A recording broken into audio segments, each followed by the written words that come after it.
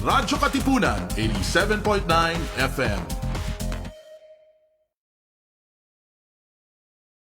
Radyo, radyo, radyo, radyo, radyo, radyo, radyo, Katipunan, radyo, Katipunan, radyo, Katipunan, radyo, radyo, radyo, Katipunan, radyo, Katipunan. Voice of the Eagle kami, di mapipigil sa pagbabalitang tumpak at tama. Buhay Atenista, sa loob sa labas ng eskwela, ating ibibida lahat ng eskwela. Radyo, radyo, Katipunan, radyo, radyo, Katipunan, radyo, Katipunan, Katipunan. Kawal ni Ignacio, Katipunero sugo, todo sa kayod, punong at tulong. Lipad na Blue Eagle, galing giting at tigil, blue and white, one big fight. Radyo, radyo, Katipunan, radyo, radyo, Katipunan, radyo,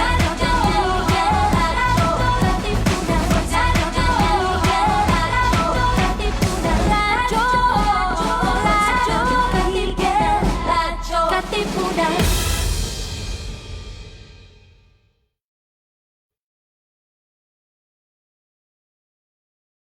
All Kaps, mga Atenista, it's time to level up!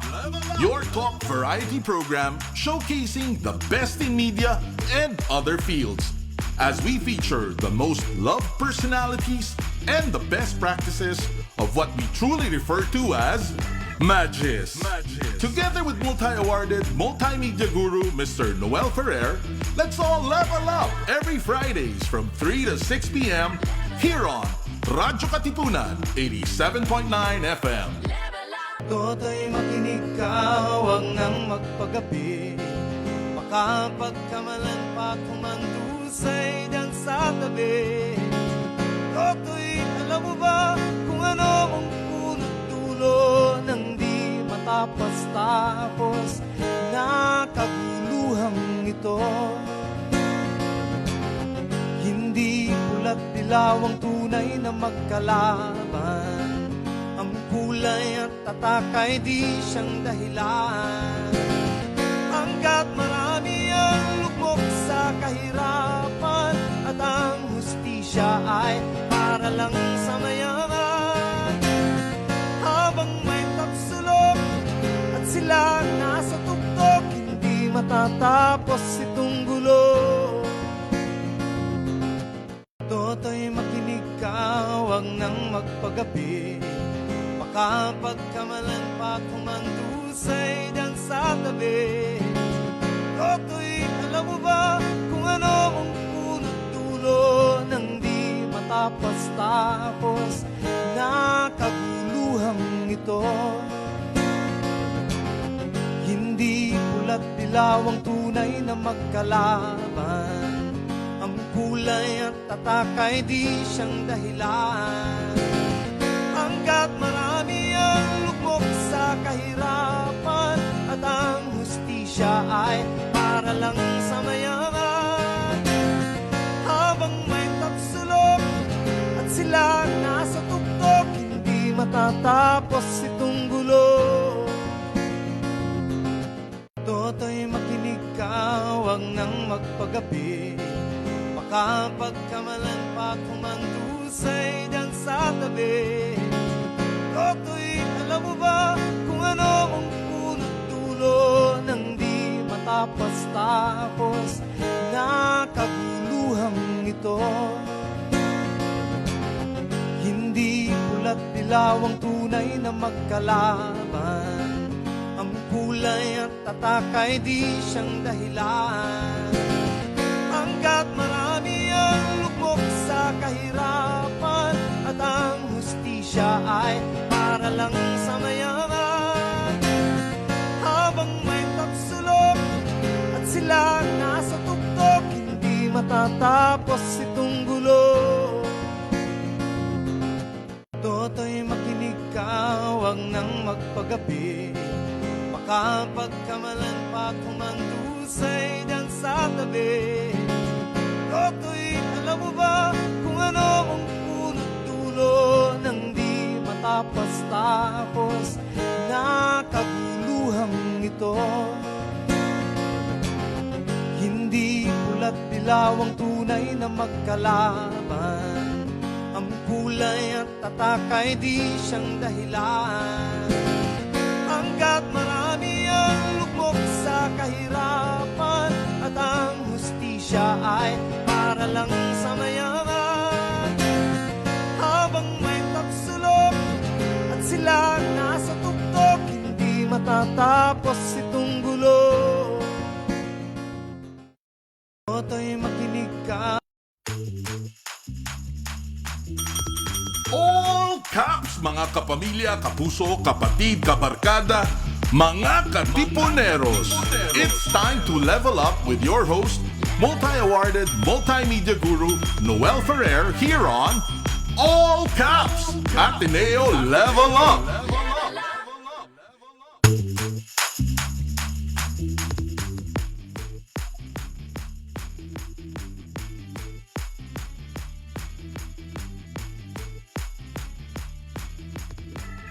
Okay, all good, all ready, all the best. Level up sa ganap, level up sa saya, mas daring, mas naughty, mas edgy, I hope. And level up sa wawa, gusto natin bago mag-weekend. Meron tayong magandang baon para sa bakasyon. And as always, we shall level up in terms of relevance and goodwill. Lahat ng kulay, lahat ng opinion pwedeng palutangin. Today, I am truly honored to have as guest people I consider family.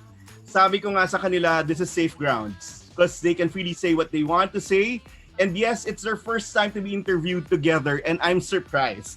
Friends, activists, then and now, and forever, I'm sure. Ma'am Carol Araullo and, of course, Atom Araullo here.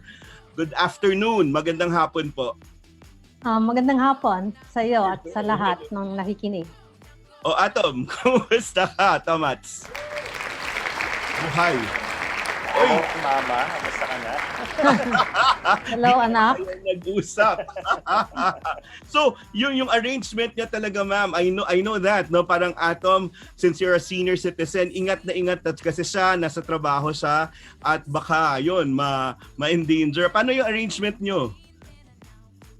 How often kailangan ba mag-swab test bago pumunta sa bahay ninyo? Parang gano'n? Hindi naman. Ako lang, sinusubukan ko lang na huwag masyadong magpunta doon ng hindi naman kinakailangan. Tsaka syempre may mga kanya-kanya kaming mga rules na ginagawa.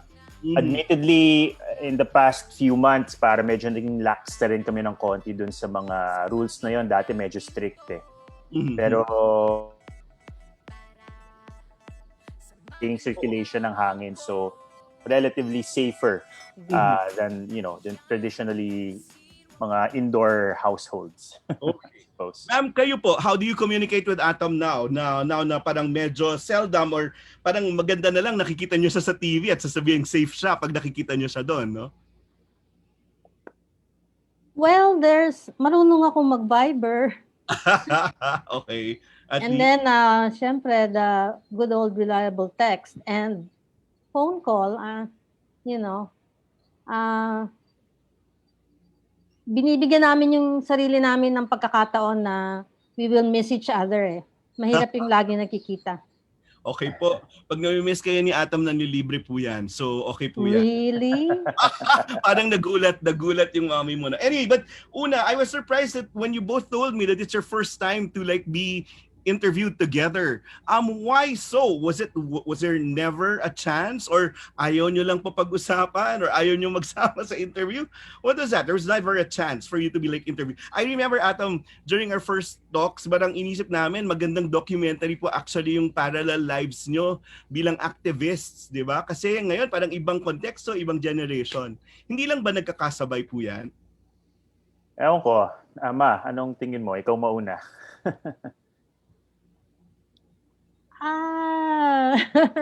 I don't know. Maybe ikaw lang yata nakaisip ng ganyan. Talaga?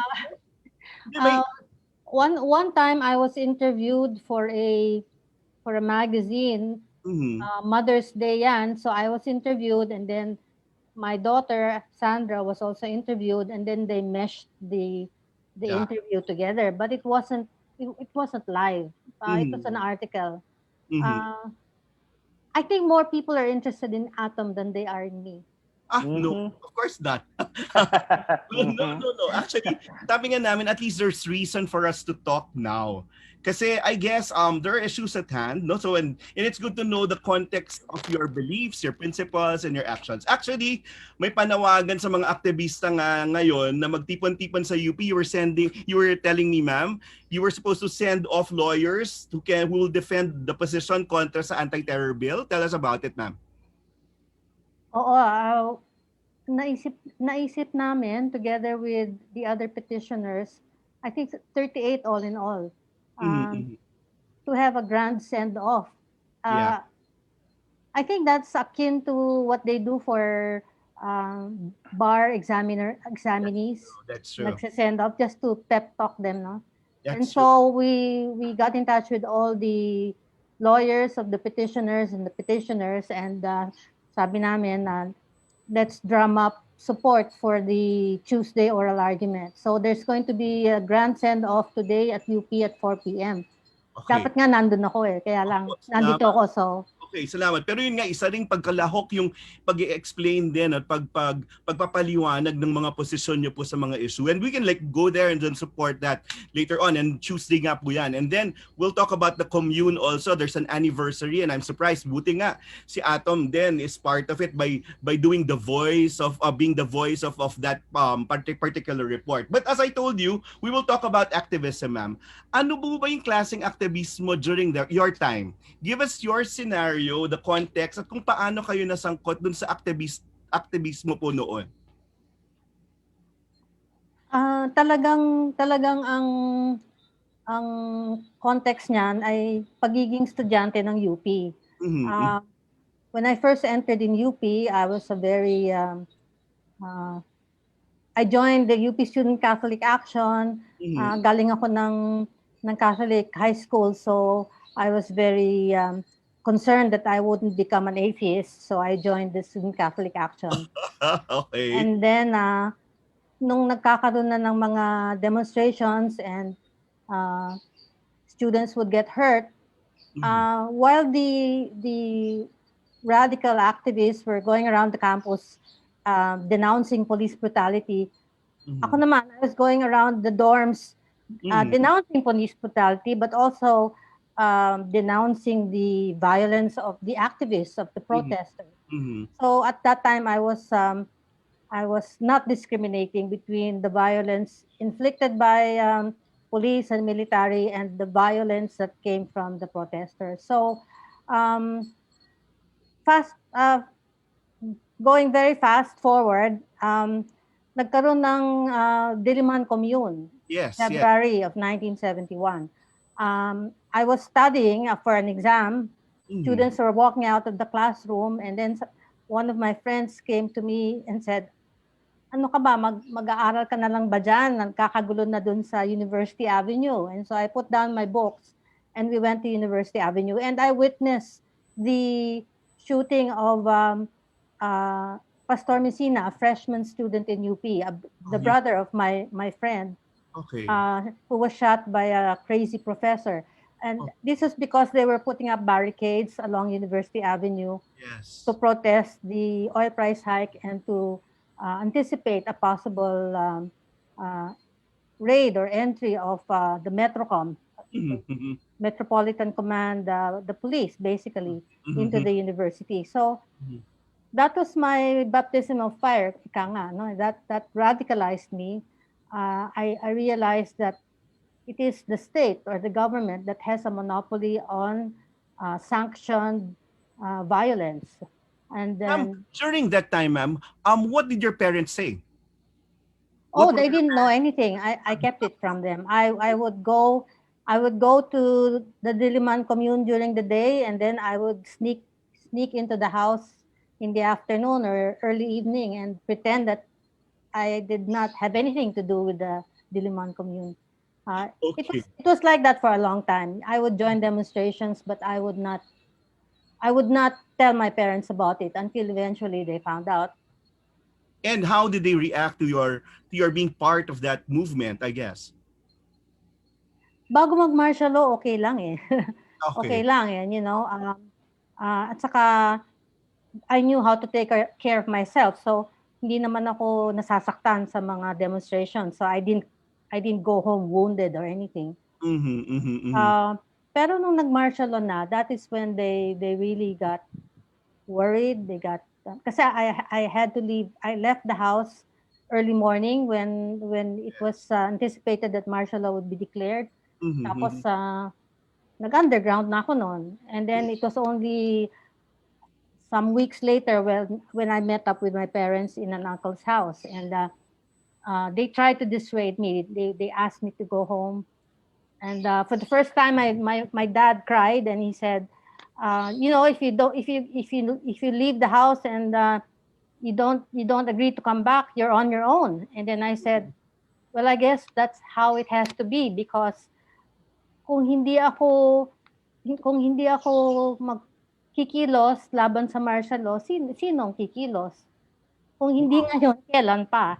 And so my dad broke down and well, that's the rest is history. I went underground. You were how old then, ma'am? 19, 21 years old? Since you were still in school? Uh I think 17. 17 or 18, And yeah. you went underground.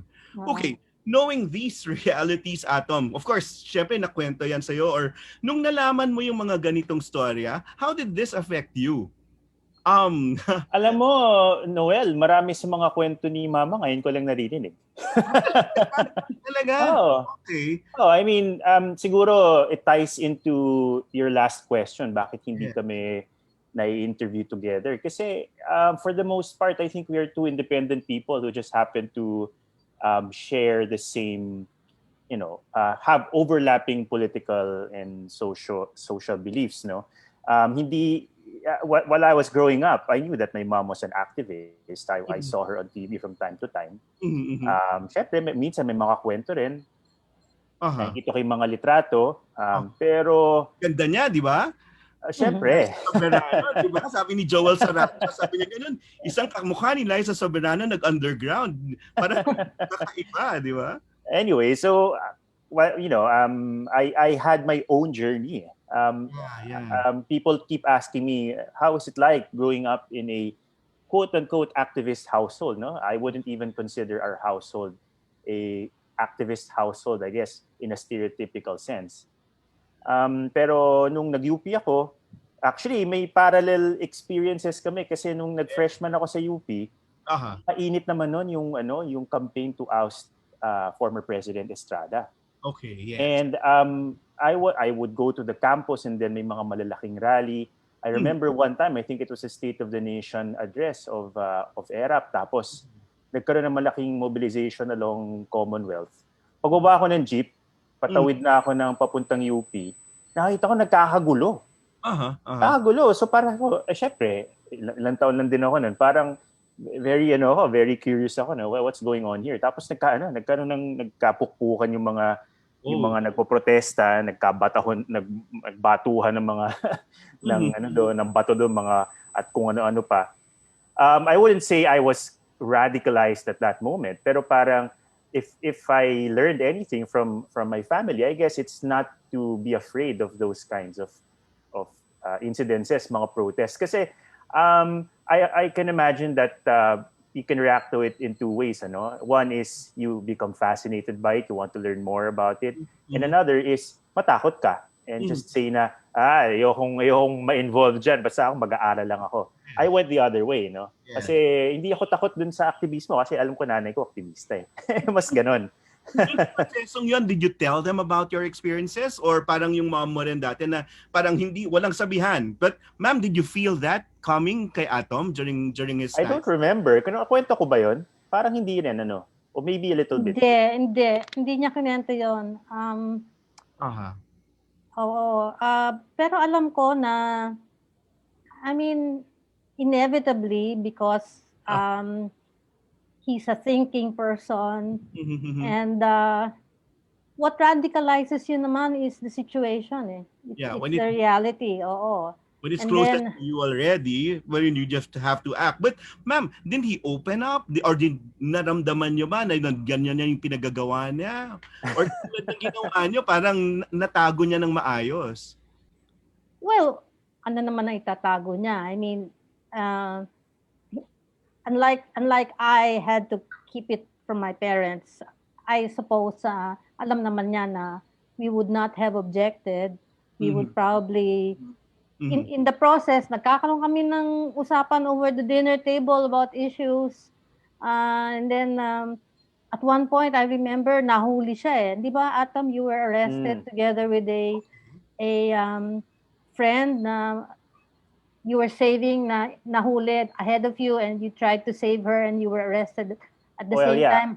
I mean, by that time, I was fully into, the student movement, I would say. Yes. Kasi naging part na ako ng student council. I was also going room to room by then, going to the dorms, talking to students, and trying to, encourage them to act about certain issues that we were facing. But you never asked your parents to intervene, Atom, during those times? Nung nakulong ka or nadakip ka? Hindi. Well, walang way. Actually, Malalaman naman nila eh. Actually, I learned about it na nahuli na siya. And I think I was outside Manila then. I was in a meeting. So I could not come to his rescue in a manner of speaking. So nagtawag kami. Meron kaming tinawagan na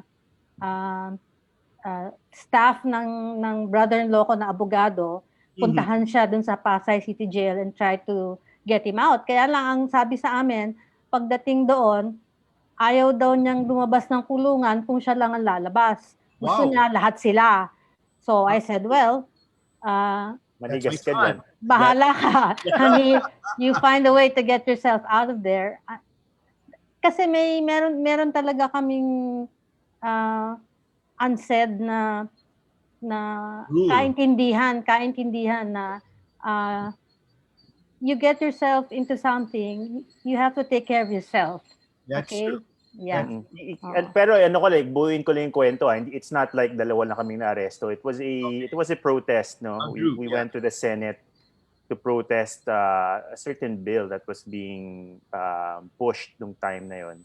And things went south in a manner of speaking, and a couple of us got arrested, including members of the student council and other students who joined the protest. And yeah, hindi naman I mean, it's nothing like martial law naman. We spent the night in the police station. Nakakatawa nga yan kasi eventually I became a reporter, right? And then nag-cover ako ng police beat. Okay. Tapos na-assign ako sa Southern Police District. Kasama dun yung Pasay. So minsan nung nagagawi ako doon, nag-iikot ako, I was doing the rounds, looking for stories. Parang kilala ko itong mga pulis na to actually. Ito yung mga nag-aresto sa amin, no? Pero syempre hindi ko na kunento sa kanila. So nag-full circle na, ma'am. But during your time, what did being an activista mean? No, Ma'am Carol, parang anong ibig sabihin nun? Kasi ibang-iba yung context kay Atom nung panahon niya at yun ngayon, lalo na ngayon, no? Sa inyo talaga kitang-kita yung inequality, tapos kailangan talaga may political stand, di ba? Yung call sa pagiging aktivista nung panahon po ninyo.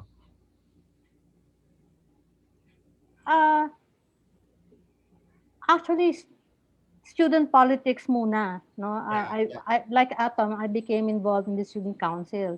But student politics in UP has always been not parochial. Yes.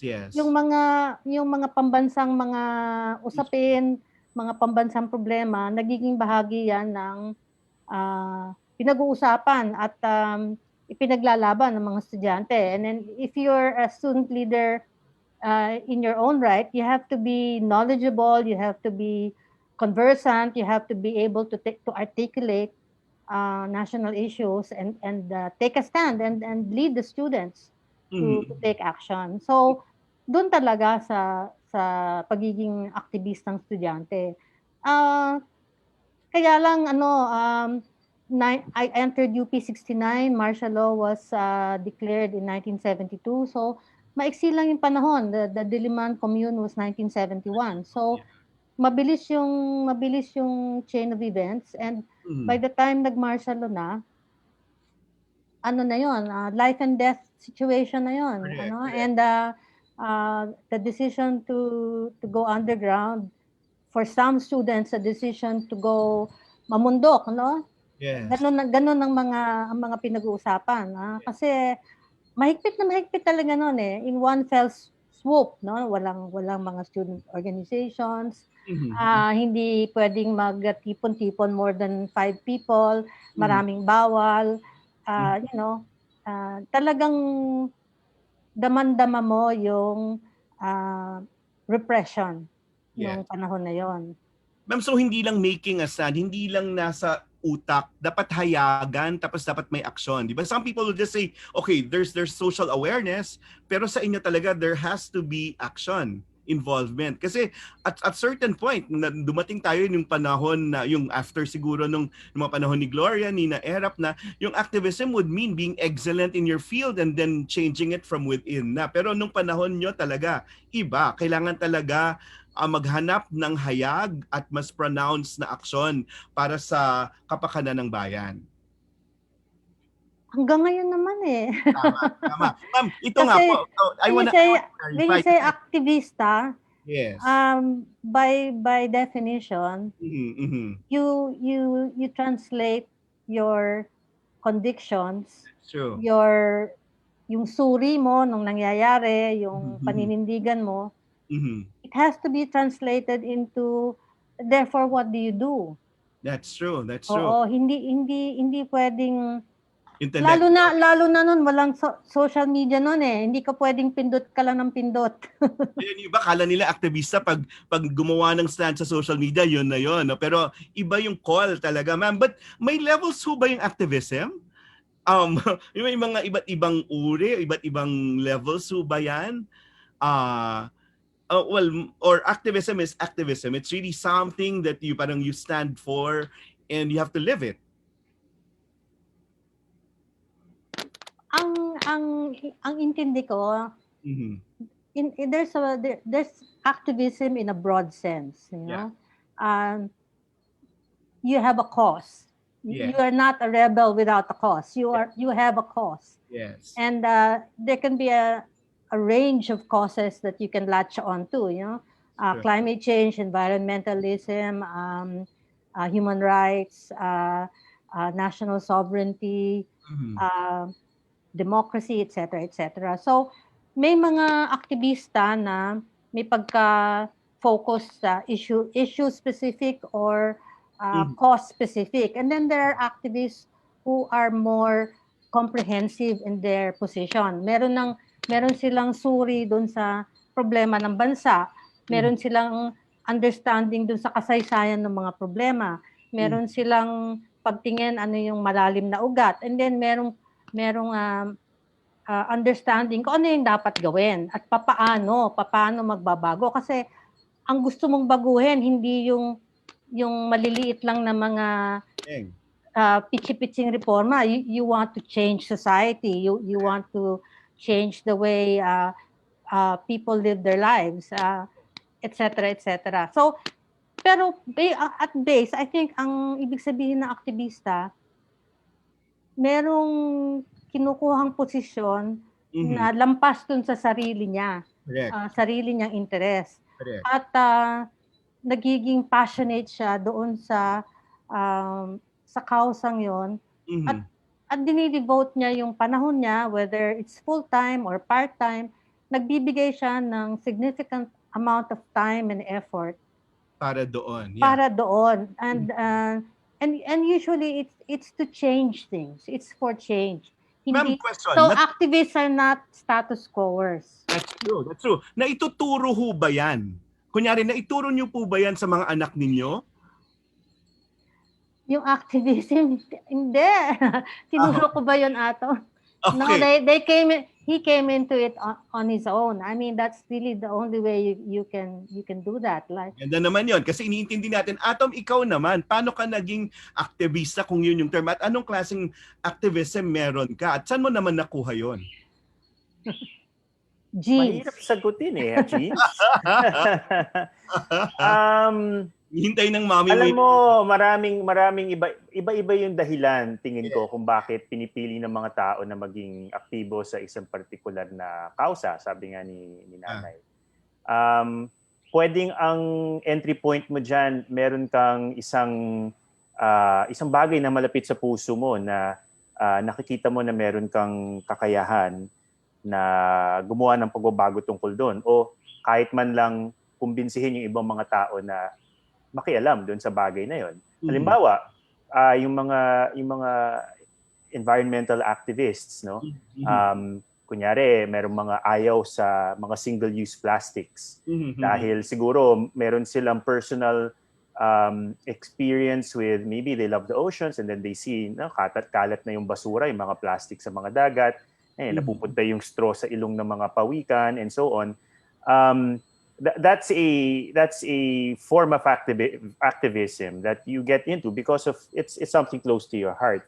Sure. For me, I don't know, parang I don't want to sound may pagka parang I don't know how to call it, but to me it became some kind of an intellectual exercise.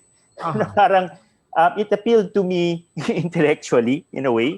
At least ganun siya nagsimula. Hindi naman pwedeng puro intellectual lang. Pero parang nag-appeal sa akin yung parang bakit ba nangyayari ito? And then you dig a little bit deeper and then parang sabi nga ni Mama, nakikita mo yung mas malawak na tanaw, no? Na parang ano ba yung ugat ng problema? At bakit yung mga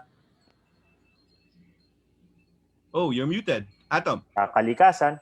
Yes. Hello? Okay na. Halimbawa, yung pinaglalaban natin sa internet connection ko ata. Okay na. Kasama yan sa paglalaban natin. Okay. Anyway, to make this short, habang nag-stabilize yung aking internet connection, yun, parang nag-appeal sa akin yung idea na merong suri sa lipunan na siyentipiko na hindi lang parang basta kung ano yung nakikita mo at the moment, meron pala itong malayong tanaw tsaka matagal na pagsusuri na dekada, hindi lang dekada kundi hundreds of years. At napapaliwanag niya kung ano yung mga problema natin sa mga pinakamaliliit mula sa kalikasan, bakit merong ecological emergency, bakit merong climate change, bakit merong malaking difference between the 1%ers and the rest of the people, bakit down to cultural problems ng mga Pilipino, down to the exploitation of the LGBT community. Yes. Na parang to me it's fascinating, not only fascinating pero parang it freed my Eye-opener. mind. It's an eye-opener. It really blew my mind na parang parang I can actually devote my thoughts at least part of what I do towards these causes. Parang it gives you some kind of parang direction. Correct. At yun, may hamon, di ba? Hindi lang dun sa pag-iisip nung kunyari, anong kaayusan ng mundo, may hamon din para may pagbabago sa sarili mo na lifestyle, di ba? Yun yung hamon sa mga aktivista. Ano yung naging effect nun, ma'am, sa inyo? To talk about life decisions, and then yung mga naging parang panuntunan nyo sa buhay. Pagkatapos yung nalaman na ganito nga yung mundo at ito yung gusto nyong isulong. Backtrack lang ako ng konti. I think mahalaga sa akin, although the intellectual part na sinasabi ni Atom, meron din ganyan sa akin. Pero I think ang talaga sa akin yung yung humanitarian, at saka yung puso para sa mahirap. Kasi nung high school ako, katikista ako and then I empathize with people who were less fortunate. And then yung ganun na parang yung makamahirap, makamasa, na intuitive yun And then yun nga, later on, nung na-expose na ako sa activism, and then nagbabasa na ako, doon na pumasok yung sinasabi ni Atom na Kaya pala gano'n 'yun. Kaya pala gano'n. O papaano na anong kasaysayan nun? O may pag-asa ba? Kasi one thing that activism teaches you is to not be cynical. Kasi may mga nagiging cynical, yung nakikita yung problema, lalo na sa bansa natin parang tagal-tagal na gano'n pa rin mga problema, and then they say, bahala na kayo diyan, alis na ako, mag-abroad na ako, o asikasuhin ko yung sarili ko, pamilya ko, yung gano'n. That was never a choice for you, ma'am. Hindi nyo ever naisip. Kasi parang yung activism would challenge yun nga, lifestyle change, pagbabago ng desisyon sa buhay, career choices, yun nga, even friends, ma'am, di ba? Affiliations, that would determine also yung kung anong circle yung iikutan mo.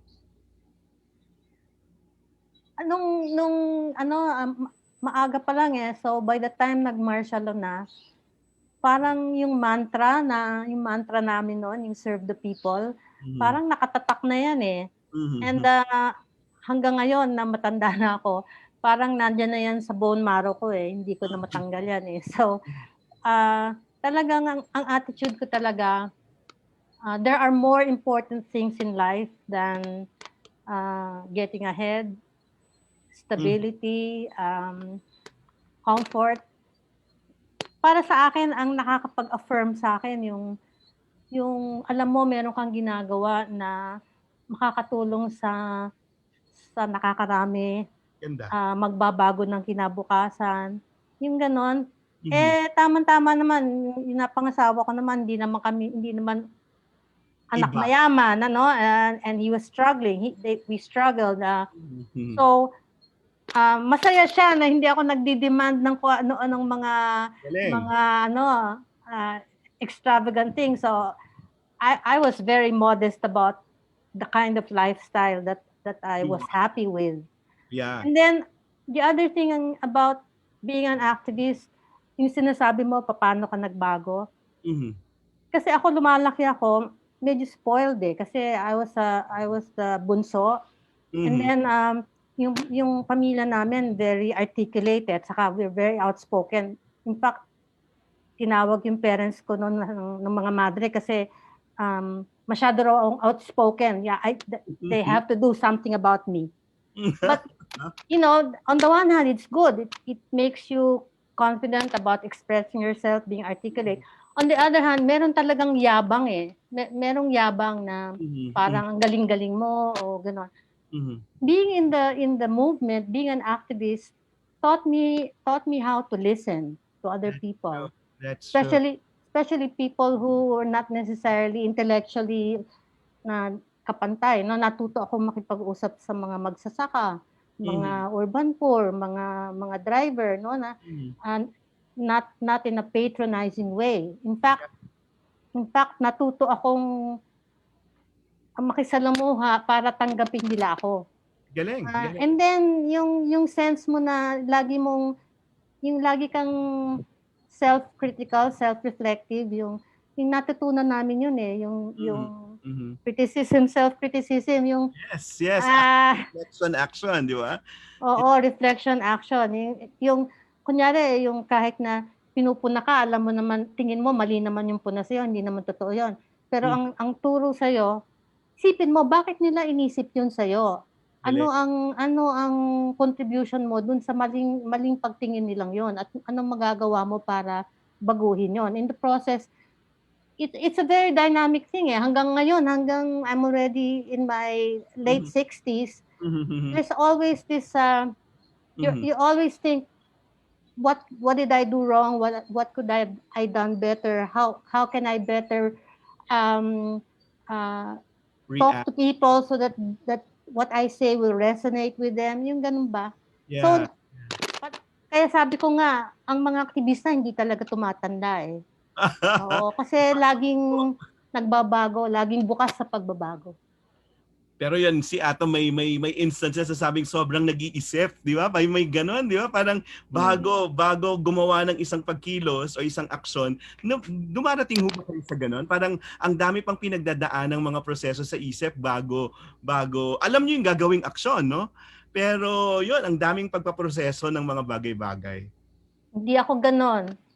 Si Atom lang po Si yun. Atom yun, oo. Okay, Atom, ikaw naman. Tanungin mo sa kanya. Anong Ay. klaseng epekto sa'yo naman ng aktivismo? Well, siguro I want to preface my answer by saying na yung pagiging aktivista naman ayokong i-confer sa akin yung titulong yon dahil alam ko naman kung ano yung sakripisyo ng mga aktivista na talagang lalo na yung tinatawagan ng mga full-time activists, no. Hindi I don't quite I can't quite consider myself in that league. I have other decisions at this point of my life are informed by what I learned when I was in college, and of course my involvement also in the student movement. Yes. But definitely I think in a way hindi nga pagmamalabis sabihin na tingin ko activism kind of saved me. Kasi I would have been insufferable kung hindi ako naging aktivista. I would have been too self-involved. Okay. Masyado siguro feeling ko masyado ako na in love sa sarili ko to an extent. Kasi parang meron, I think may ganun na rin naman akong tendencies nung bata ako kasi yun, yung ano nga, yung in fact yung appeal nga ng aktivismo sa akin noon na very intellectual exercise, and I emphasize na hindi dapat doon nagtatapos yun. It's just so happened na yun yung naging gateway ko. Because of what? Saved you because of? Well, like for example, yung sabi nga ni Mama na parang natutunan ko na sa totoo lang I don't know shit.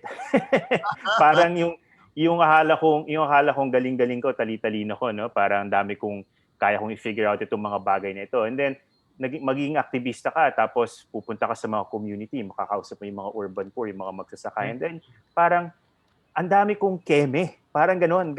Dami ko palang hanash, sabi nga ng mga kabataan sa buhay, na natutunan ko na it's basically because, my bourgeois tendencies, no?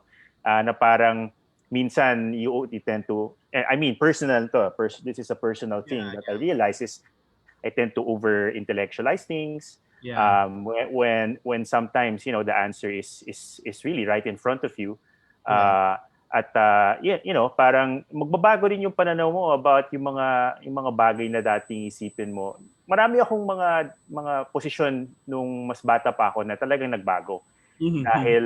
Dahil sa proseso yon na nakakausap mo yung masa.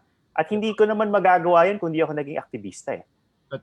Kahit na yung nanay ko aktivista, hindi naman automatic yun . Kasi hindi mo naman Osmosis. hindi naman hereditary yun . In fact, in many ways, I feel like, even if people say na, si Carol is an activista, Atom was an activist or a student activist, it doesn't mean that we have exactly the same opinions about many of the issues that are affecting us. And, parang it's a personal journey. It can't be anything less than a personal journey kasi otherwise it's not gonna stick. Tatanong ko lang, naipapasa nga ba yung activismo? Parang did it in a way, did you expect it or influence your children to believe and follow your example po, ma'am? Or yun nga, sabi niyo osmosis? Parang nasa pinakain niyo ba kina Atom yan at Sandra?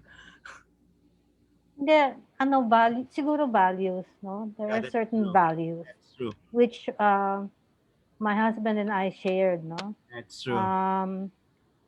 Siguro yun lang naman ang maipapasa mo. Kasi yung politics, yung political line o yung political analysis. Maaral nila yon. Maaaral nila yon At saka mararanasan nila yun Okay. So it's really values. Ngayon, I remember Atom telling me na the reason why he went into theater is that you thought kailangan niyang lumawak yung pakikisalamuhan niya sa mga tao. Yun. Parang it's his way of... yeah. Atom was very shy, actually. Wow. When he was young. Yeah. Hanggang ngayon, ma-shy yan.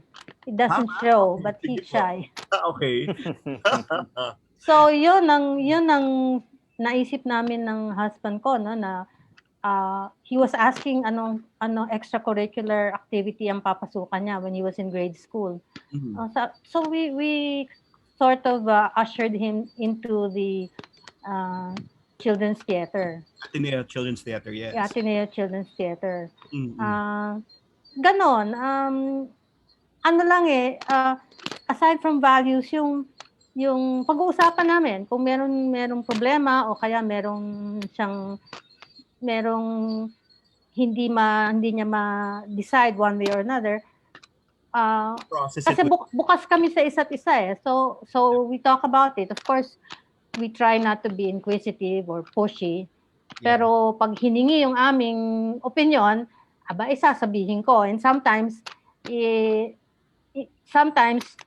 gets kind of abrasive. You ask Atom. Really? I can be very abrasive pagka. But then I can tell you, ma'am, in our processing also, he really values your opinion. Ang dami niyang ibang mga desisyon galing po dun sa mga tanong ninyo. Yun, or galing po sa mga advice niyo. Pero Atom, how were you affected by your mom's views and affiliations and positions on issues? Alam mo, tingin ko nga mas magandang tignan yung value system na nabuo. Kasi yung value system na yun, hindi lang naman kay mama yun Actually, malaking bahagi nun sa AirPods ko. Kasi nakita ko sa tatay ko yung diba? simple living. That's yung true. parang yung finding dignity in work and the importance of doing your duty. And we were athletes, my sister and I, from a very young age. So parang naturo sa amin nun yung working hard, keeping your head down, and just believing that you can achieve something through hard work. All of those things kind of came together. And parang of humor of your dad. My God. And actually ang champion talaga sa amin sa family namin when it comes to yung empathy, I think, and also yung yung parang yung pagkakaroon ng sensitivity sa pananaw ng iba. Tingin ko papa ko yun Tama ba ako ba? Oo, yun. Kasi yung mga bagay na yun, hindi naman naituturo yun You just lead by example. You just observe it in the people that surround you. In my case, it was my parents. Pero you can learn that from other people who have a big influence in your life. Pero kumbaga, that is the foundation where everything was built up. And parang by the time I became a college student, formed na. Parang formed na yun. Parang hindi na mahirap sa akin to kind of follow the path that eventually led me to become a very active student leader. And hindi nga ako masyadong nagkukwento noon I don't think na kung ano yung ginagawa. Parang kasi sa isang banda feeling ko it's understood. Na alam na naman nila yan, ba't ko pa ikukwento. Pero nakikita ko rin sila, nag-worry din sila from time to time, lalo na pag late na umuwi and so on. Yung situation was not quite like the martial law era. Syempre, ibang usapin yun. Pero marami pa ring dangers. So, I remember, ma'am, parenting. I remember, ma'am, I was the one who called you when Atom was there in the counting of yung sa ballots ng student council. And then, I had a ready, parang, okay, alternative. O kung hindi mo siya manalong president ng student council, masasama mo siya sa breakfast sa ABS-CBN. Pero ang sagot ng sa akin ng nanay mo, Atom, noon ay, hindi niya alam kung nasan ka kasi hindi ka pa umuwi. So, what she did was to give me your number. Tapos buti na lang nagtiyap lahat na parang yon, at least there was an alternative. So, parang, but during those times, kunyari, when you ran for student council and that happened, and on your transition to your media career, did you ask for their advice? All the time. I ask for their advice all the time. Alam mo naman to parang minsan I tend to overthink things. It's gotten me this far, so hindi naman siya I've made some pretty good progress. decisions, I feel. Yes, even though I have a tendency to kind of dither or vacillate, no, from time to time. Pero yun siguro, if I'm really thankful for, one of the many things I'm thankful for, growing up in this family is yung openness. I don't know if we're quite as open as other families, but we're open enough so that may mga big life decisions and Yes. some personal decisions that we have to make. Yes. Hindi ka magdadalawang isip kasi isa pa yon na naramdaman ko na maaga pa lang, no, from both my mom and my dad, na parang basically wala silang pressure eh. Parang I wasn't pressured to do anything eh. And it's a wonder nga na nandito ako kasi parang siguro dahil hindi kami mayaman, wala naman akong i-inherit na malaking sum of cash. So parang pressure sa'yo. Pero walang pressure to do whatever. Parang tatanong ka lang, gusto mo bang para magpag-isip-isip mo, parang gusto ko maging doktor, pero hindi na, yung mga ganyan. so it's yung pressure Atom, yung sports, maybe that was Papa was Really wanted him to consistent. Pero kailangan naman yun eh. Lalo na triathlete naman tong si Atom nung bata, pati si Sandra, di ba? Lalo na yung kapatid ko. Yun ang champion talaga. Yeah. Pero pinipressure namin siya nung nagkapera ng husa na maganda naman po yung kay Atom na naghahanap siya ng ways para mapagsama-sama kayo makapag-travel. Yun nga lang nag-COVID. Natuloy ba yun, Atom? Hindi na natuloy. Nga eh. Pero sana matuloy pa. Sana matuloy. But yun nga, going back to the topic, yung activism din kasi, habang sineselebrate natin at pinaglalaban natin, meron ding mga magulang na ayaw pumasok sa UP yung mga anak dahil umiiwas po sa aktivismo. Paano nyo sasagutin yan, ma'am?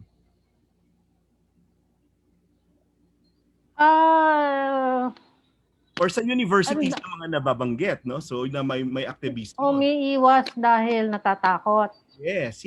Na maging aktivista yung anak nila. How would you answer that? Actually, sa Pilipinas, hindi lang naman UP ang pinanggagalingan ng activism eh. Yes. Kasi ang fertile soil for activism are the conditions eh. Equality, yeah, that's true. Oo. At actually, minsan, kung anak ka na mahirap, minsan mas madali kasi nararamdaman mo, kinagisnan mo yon, pero minsan, dahil sa pag nanais mo makaalpas dun sa ganong klaseng sitwasyon, one track mind ka, no? You want to get ahead, you want to be able to lead a life where you can support your parents. So, ayaw mong makialam sa ibang mga bagay.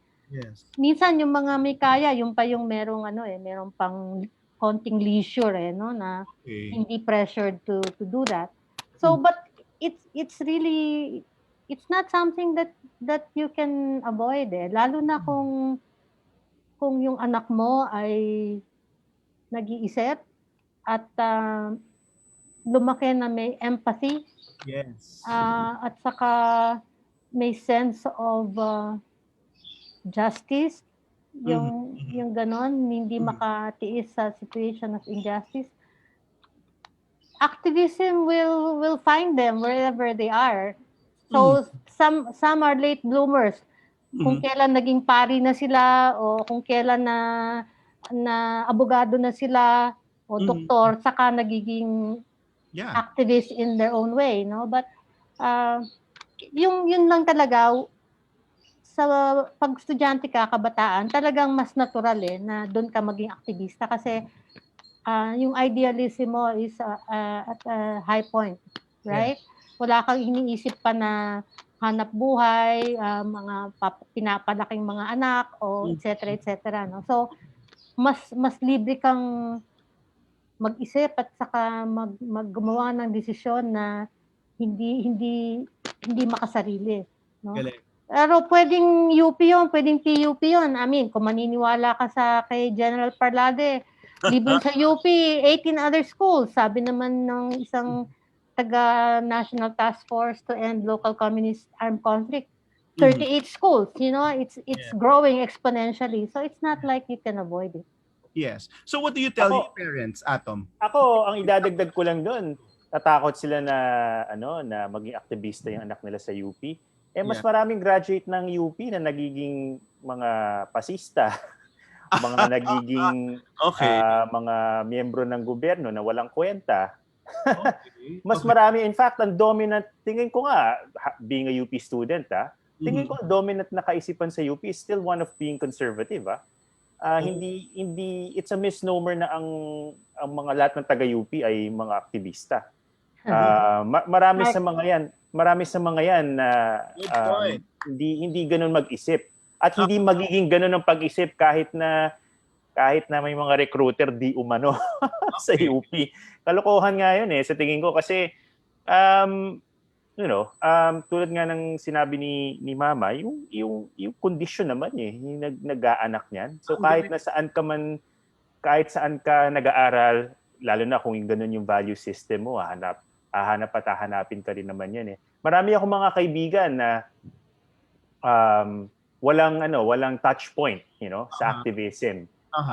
Graduate ng Ateneo, ng Lasal, UST, some other schools na ngayon nakikita mo sila pa yung mas civic-minded, yung mas nag-iisip na paano ba, parang Tom, parang grabe na yung nangyayari, ano ba pwede natin gawin? Paano ba ako makakatulong? Magugulat ka yung ibang mga taga-UP na dating mga miyembro ng student council, halimbawa, sila pa yung mas ngayon parang ay nako, bahala kayo sa buhay niyo, basta para sa akin, ito lang gagawin ko. Cynical. Oo. Pag-usapan natin yan, yung parang napasong mga aktivista, tapos biglang nag-iba na ng lifestyle totally, di ba? Kasi yun, ma'am, yung parang na-stress at parang, tinalikdan na talaga yung pagiging aktivista. Naranasan niyo po yan sa mga kahanay niyo noon? Oo, marami. Ano po yung mga dahilan? Ano po yung mga dahilan ng pagtiwala nila? Dudugtungan ko lang yung sinabi ni Atom. Ang UP, siguro ang dominant stream dyan is liberalism. Hindi radicalism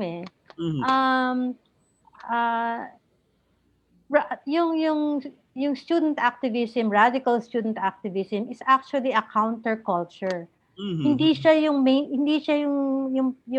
dominant culture inside UP. Ganda.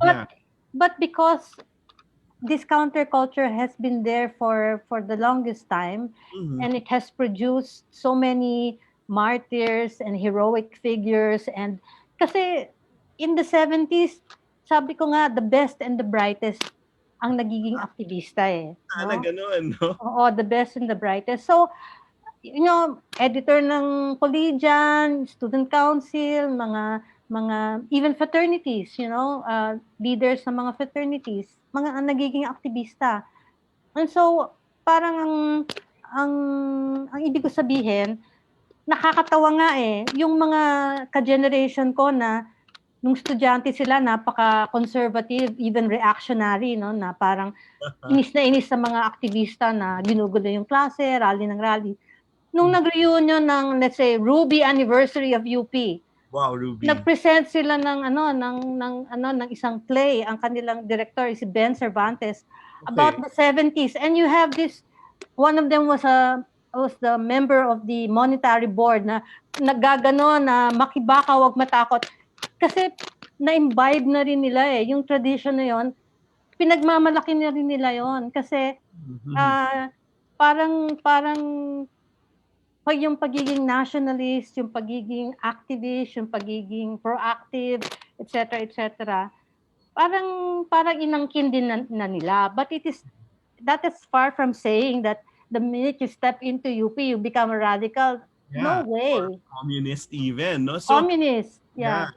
So, well, I'll go through kasi at the second hour we'll have the Radyo Katipunan anchors also, no? But I'll finish lang the issues, ma'am. Kunyari, yung sa UP-DND Accord. So I attended the mobilization yesterday, and despite the wide clamor of the UP community, the Board of Regents did not adopt the resolution of the sectoral regents, so the students, the faculty, and the staff. So back to the technical working group. What's your comment there, ma'am? Well, the Board of Regents, ang composition talaga niyan majority niyan, Malacanang appointees. Okay. Okay? And then you have a representative from the Senate and Congress. So, In fairness to Senator Joel Villanueva, I got in touch with him and said, yun nga, parang they're doing something in the Senate, di ba? They filed something to Yeah. institutionalize the supposed accord. Pero ma'am, so you were frustrated with that move or non-move of the BOR? well, let's just say I'm not really that Expected. surprised. Yeah. Kasi the Board of Regents is, they're the ones who toe the line and hold the line. Okay. Kumbaga, no? Okay. Kung merong nagtutulak ng certain progressive policies or changes in the university, Sectors yun. yeah, yun yung faculty regent, student regent, non-academic personnel, even alumni regent. Okay. But the others, talagang, lalo na yung Malacanang appointees, they're expected to think and vote along the lines of what they think their appointing power expect of them. I'll push it, ma'am. The Makabayan Bloc naman has filed 2 bills already institutionalizing the 1989 UPD&D Accord. No? So, magandang effort dun sa grupo po ninyo. Pero, here's the CHED chairperson, Prospero de Vera, saying that there should be a redefinition of academic freedom.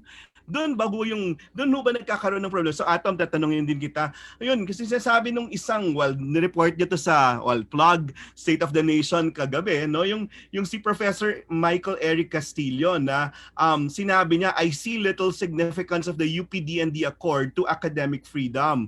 Na after fact-checking, is not a real professor but a part-time lecturer sa UP ng 2013 to 2017. So, meron bang redefinition supposedly na academic freedom or that stays? Academic freedom stays. And what does that mean now? Academic freedom mean? Kasi nagbago ho ba yun? At all? No. Ikaw, Can I Atom. take this? Go ahead, take it. Okay. Sige, without going into the D&D Accord, kasi it's still a developing story and we're covering it. Yung idea ng parang talking about the definition of academic freedom, to me, I feel like it's a diversion na parang bakit tayo mag-split ng hairs over the definition of academic freedom? This is presumably because ang rallying call ng mga tumututol doon sa abrogation is to protect academic freedom. But parang ang academic freedom is a hard word to define, but it is easily understood. If you know what I mean? Na parang we're not gonna sit here and split hairs and kind of talagang codify what academic freedom actually means. Pero if you ask anyone, any student, what academic freedom means, madali nila maintindihan kung ano ibig mo sabihin. It's basically the freedom to think freely and to discuss ideas freely, with whether it's inside the classroom or outside. And merong feeling na kapag walang safe space sa loob ng isang university like UP, and ang hinihingi lang naman ng mga estudyante at ng admin, magpaalam muna yung mga police at military before coming in. The fact nga na hindi na pag-usapan kung bakit tinanggal is already suspicious to a lot. Kasi parang bakit biglang tinanggal? Gusto nyo ba magtayo ng dito, ng station o ng detachment or whatever? So parang in the same way that the freedom of the press is affected by little things that you do even to competitors, and then yung sasabihin mo na walang kinalaman yun sa freedom of the press, but it does kasi it's a chilling effect, di ba? Sure. Na parang ganun din sa mga estudyante, sa mga teachers, kapag ang message na sinesend nun is lalo na kung mayroong mga ganung pronouncements na parang UP is a breeding ground for communists. And you know what they do to communists, right? Yeah. Either inaaresto o pinapatay. So parang, ano naman ang feeling na will that inspire confidence? Yeah. I doubt it. Ang maganda, before the program, I was texting your mom and parang in the rally, in the mobilization I attended yesterday, kasi nga people were pressuring the BOR to make a stand kasi nakakagulat lang na parang hanggang ngayon, 1 week na, no, wala pang stand yung BOR mismo. Ang sinabi doon, ang academic freedom ay nabuo mula sa karanasan at pagsusuri na ang kalayaan ay dapat kumatig doon sa walang kapangyarihan tungo sa higit na pagkakapantay-pantay. And ma'am, yun naman po yung nakasabi na sa atin, no, yung paniniwala natin na dapat yung academic freedom should benefit a wider majority, yung underprivileged. So, what do you think of that? Has it changed? I don't think it has changed. On the one hand, yung academic freedom, yung freedom of the members of the academe, students, faculty, and researchers to inquire about reality, to research, to analyze, and to teach and study. So simple lang yon. Ang sabi nga ni Sister Mary Jan, it's not just academic freedom, it's about education. Education teaches critical thinking. So ang under attack dito is the freedom to teach your students to become critical thinkers. No? So hindi ko alam kung yung sinasabi nila na gusto ng military na wag maging hotbed ng radicalism, ng communism ang UP. Sabi nga ni Sister Mary Jan, ano, they are just pouring gasoline into dry kindle, no? Yeah. Ang mga nag-o-oppose ngayon diyan sa abrogation ng UP DND Accord, they're not stark raving communists. They're not even stark raving liberals. Marami diyan talagang mga profesor na na binavalue nila yung kanilang independence. At saka kasi hoda kayo, no? Aaralin ko yung gusto kong aralin, research ko yung gusto kong research. I will teach the way I have the right to teach, no? Na of course may limits din yun, no? You're not supposed to do anything outrageous. Pero so you have ang nananawagan na ibalik yung accord na yan reflects a wide range of views. You have about more than 50 professors emeriti ng UP. Yes. Na ano na yan, mga senior na yan, and many of them do not have any kind of background in activism or radicalism, and yet they are saying that removing that accord is a threat, is an affront on the university, and even the charge that the university breeds communists is ludicrous. No, how can the university do that? And for the military to be the judge of that, syempre nag-aalma yung mga profesor, ano? Yeah. Sino kayo para sabihin yan, ano? Ngayon, kung merong mga komunista dito, unang-una, hindi naman illegal ang komunista. It's not illegal to be a communist. Okay. Kung merong mga nagre-recruit ng NPA dito, ay di hanapin natin. Hanapin nyo, trabaho niyan, laki-laki ng budget nyo hanapin nyo. Hindi ang solusyon doon, pwede kayong pumasok anytime, magpakita kayo ng nag-show of strength kayo doon, takutin nyo yung mga estudyante at saka yung mga faculty na, ingat kayo kung ano yung sasabihin nyo dyan, kasi merong mga nakikinig. Okay. So, tapos Atom, I caught your question dun sa State of the Nation. Sabi mong it's coming at a time na walang pasok. Isa yun sa mga tanong mo dun sa nag-report. I think si Chino, kasi nakita ko din si Chino kahapon, na nangyayari to ng panahong wala namang activity sa campus. So, how do you feel about it? I mean, siguro not so much what I feel about it. It's more of hindi naman napag-usapan na parang kasama na doon yung timing. Yeah. Kasi nga bakit ito ginagawa ngayon na wala namang mga estudyante? So ano ang ma-achieve ng pag-abrogate ng accord at this time? Those are all questions actually. Yeah. I'm not gonna say I don't even know kung ano nga ang dahilan kung bakit kayong ginagawa yon. Pero kung ang simple Ang simple explanation is because there is recruitment ongoing. Well, there are no students in UP right now. At least siguro kung meron man konting-konti kasi dahil nga sa walang pumapasok.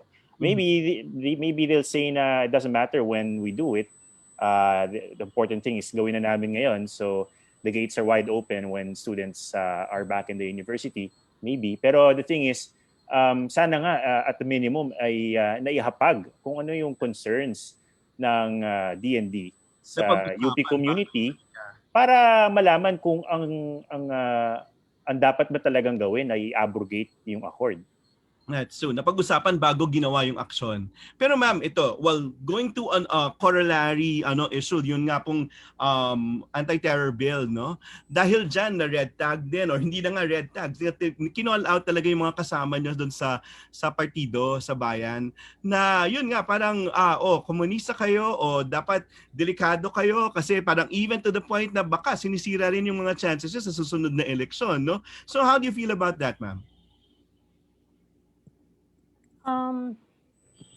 The anti-terror law is like ito na yung inaantay ng military, ng mga militarista na kasangkapan, weapon for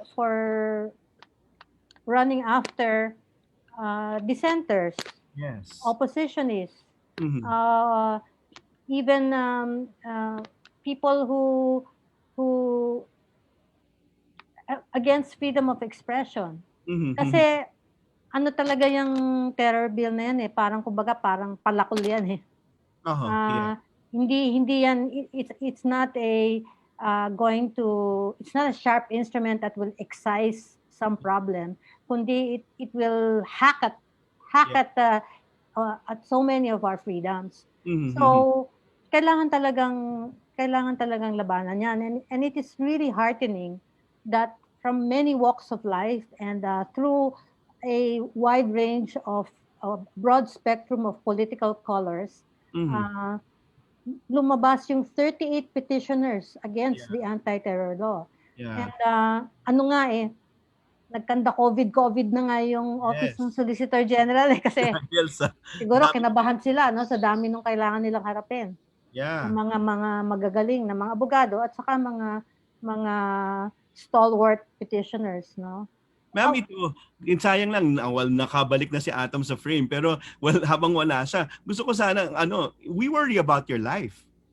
Kayo rin po ba? Yung kunyari, parang yung seguridad nyo po ba nakataya? Oh yeah, certainly, yeah. Maybe it's just because I've learned to live with it from a young age hanggang ngayon. But I must tell you na dito lang sa ilalim ng administrasyong ito na talagang naramdaman ko yung imminence ng possible attack on me, no? And dahil dun sa mga raids, sunod-sunod na raid, the latest is merong trumped up case against the chairperson of the Bayan chapter in the Cordillera. And not only was a bounty put on his head, nag-shoot to kill order against him. So what we're facing here is illegal search warrants where tataniman ka ng bomba para hindi ka pwedeng mabail, illegal warrants of arrest, bigla ka lang magkakaso sa isang malayong lugar somewhere in Mindanao na you've never been to or you couldn't have gone to, and you are basically demonized as a terrorist for certain political beliefs and certain political positions. Ano talaga, nung after ng human rights defenders, yung 7 trade unionists who were arrested on Human Rights Day, merong umugong na balita na meron na namang magkakaroon na naman ng series of raids. talagang nakakatakot. In fact, that night I couldn't sleep and I texted Atom, sabi ko, oh, may ganito na naman balita, no? He was concerned. Actually, he was concerned. And we would like to know, ano po, kasi hindi lang kayo yung dumadaan yan. We have co-faculty members in UP na ganyan din po yung pinagdadaanan. Ano po yung safeguards na dapat gagawin ng mga taong yan yung nararamdaman na pinag-uusapan na sila or may mga banta sa kanilang buhay? In the overall scheme of things, the best defense is really na lumaban eh. That is the best defense. Politically, kailangan labanan. Yung rine-red tag ka, you have to fight that to show that it is not warranted, walang batayan yan, that it is meant to na sikilin ka, you're being targeted because you are criticizing wrongful policies of the government, because you are not keeping quiet about what you think are injustices.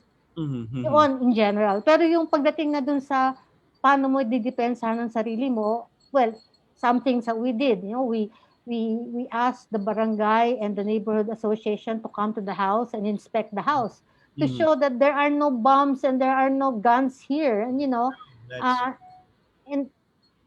parang kumbaga, ipi-preempt mo, no?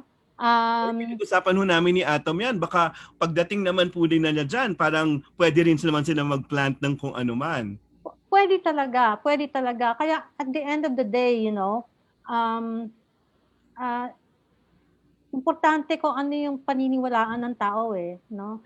Of course, kung talagang gusto kanilang hulihin, kulungin, patayin, wala ka rin talagang magagawa, no? Because they have superior strength and they have they are legally authorized because they are state agents, military at saka mga police. Pero para madepensahan mo yung sarili mo, you keep your ear close to the ground. Try to be on the lookout for signs that you are nag-intensify yung surveillance. You know, find out what's happening to others. And then, I guess, kung talagang push comes to shove na talagang imminent na you have to find a way na umiwas ka muna. Kaya lang, medyo mahirap na pag matanda ka na, di ba? That's true. Madali-dali, 17 years old, madali-dali yun eh. Pero, pushing 70, medyo mahirap na yun. No? No, Atom, ako yun. The concern na your mom is a senior citizen, hindi na ganun kalusog, tapos ganyan pa yung hinaharap. Ano yung safeguard? So paano mo hinaharap yan? Yung ganyang realidad na pwedeng may mangyari sa kanya. I don't know. I mean, it's hard to talk about in this kind of forum. Of course, I worry. Pag ganyan, mahirap, di ba? Because you worry, yeah. Yeah, of course you worry. Hindi naman tayo naive, no? Yeah. Alam naman natin how this works. I've seen the news reports, and we've seen this whole operation play out in a different setting, no? Yung war against drugs na parang I don't think it's controversial to say at this point na maraming mga irregularities na nangyari doon. Kahit na yung pagsusuri, investigasyon na ginawa ng iba-ibang independent organizations, human rights groups, kasama na dyan ang mga representatives from the UN Human Rights Office. Meron talagang definite findings, halimbawa na nagtatanim ng mga baril, and so on and so forth. Nabanggit din nila dun sa kanilang report na ang napapansin nilang bahagi ng strategy ay i-demonize yung mga tinuturing nilang kaaway ng Estado, yung mga enemies of the state. And that's why, to me, as a son, never mind as a journalist, no, you do worry. My sister and I, we really worry a lot. And but at the same time, I guess we've been preparing for it for a long time also. I mean, hindi naman dahil sa laging... Inevitable. Hindi naman dahil sa inevitable, totoo. Kundi kundi sa natanggap na namin yun eh. Tanggap na namin na At parang tanggap ng nanay mo, ang tapang niya, no? oo naman. Par for the course. Tanggap na namin na yung mga individual tulad ng nanay ko, ano yan, mainit talaga yan sa mata ng mga taong hindi gusto na magtagumpay yung mga reforma, yung mga pagbabago na gusto. Mm-hmm.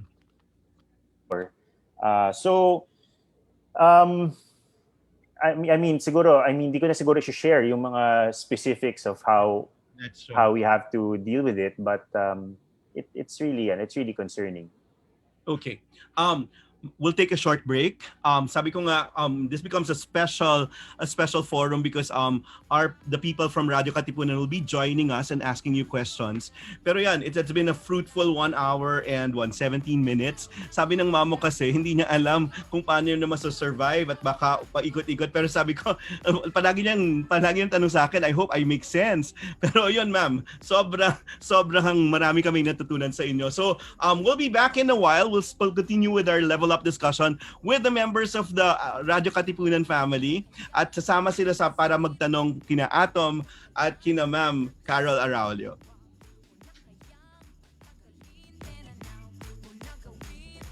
Ayan na, mag-break na muna siya. Mag-CR break din si Ma'am.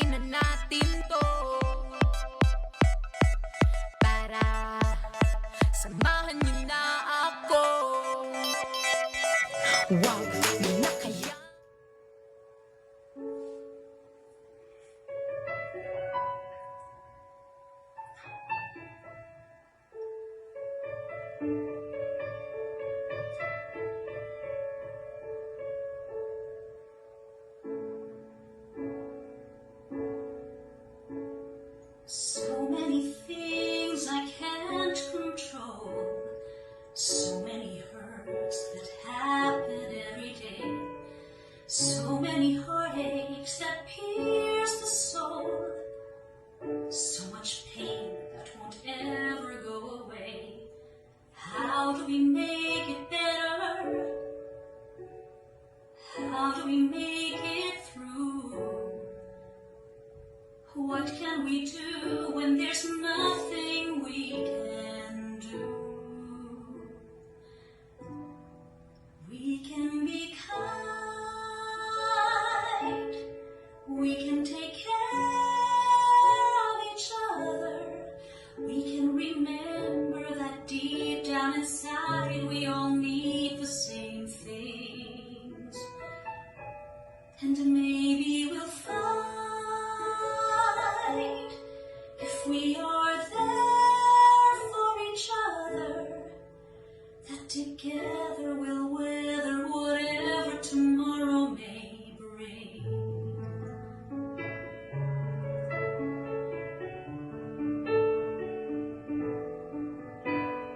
Nobody really wants to fight, nobody really wants to go to war.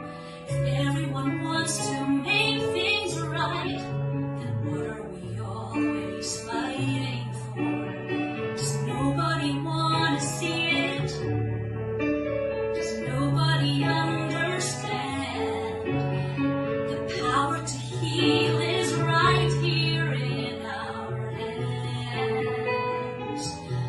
We can be kind, we can take care of each other, we can remember that deep down inside we all need the same things, and maybe we'll find if we are there for each other, that together we'll weather whatever tomorrow may bring. And it's not enough to talk about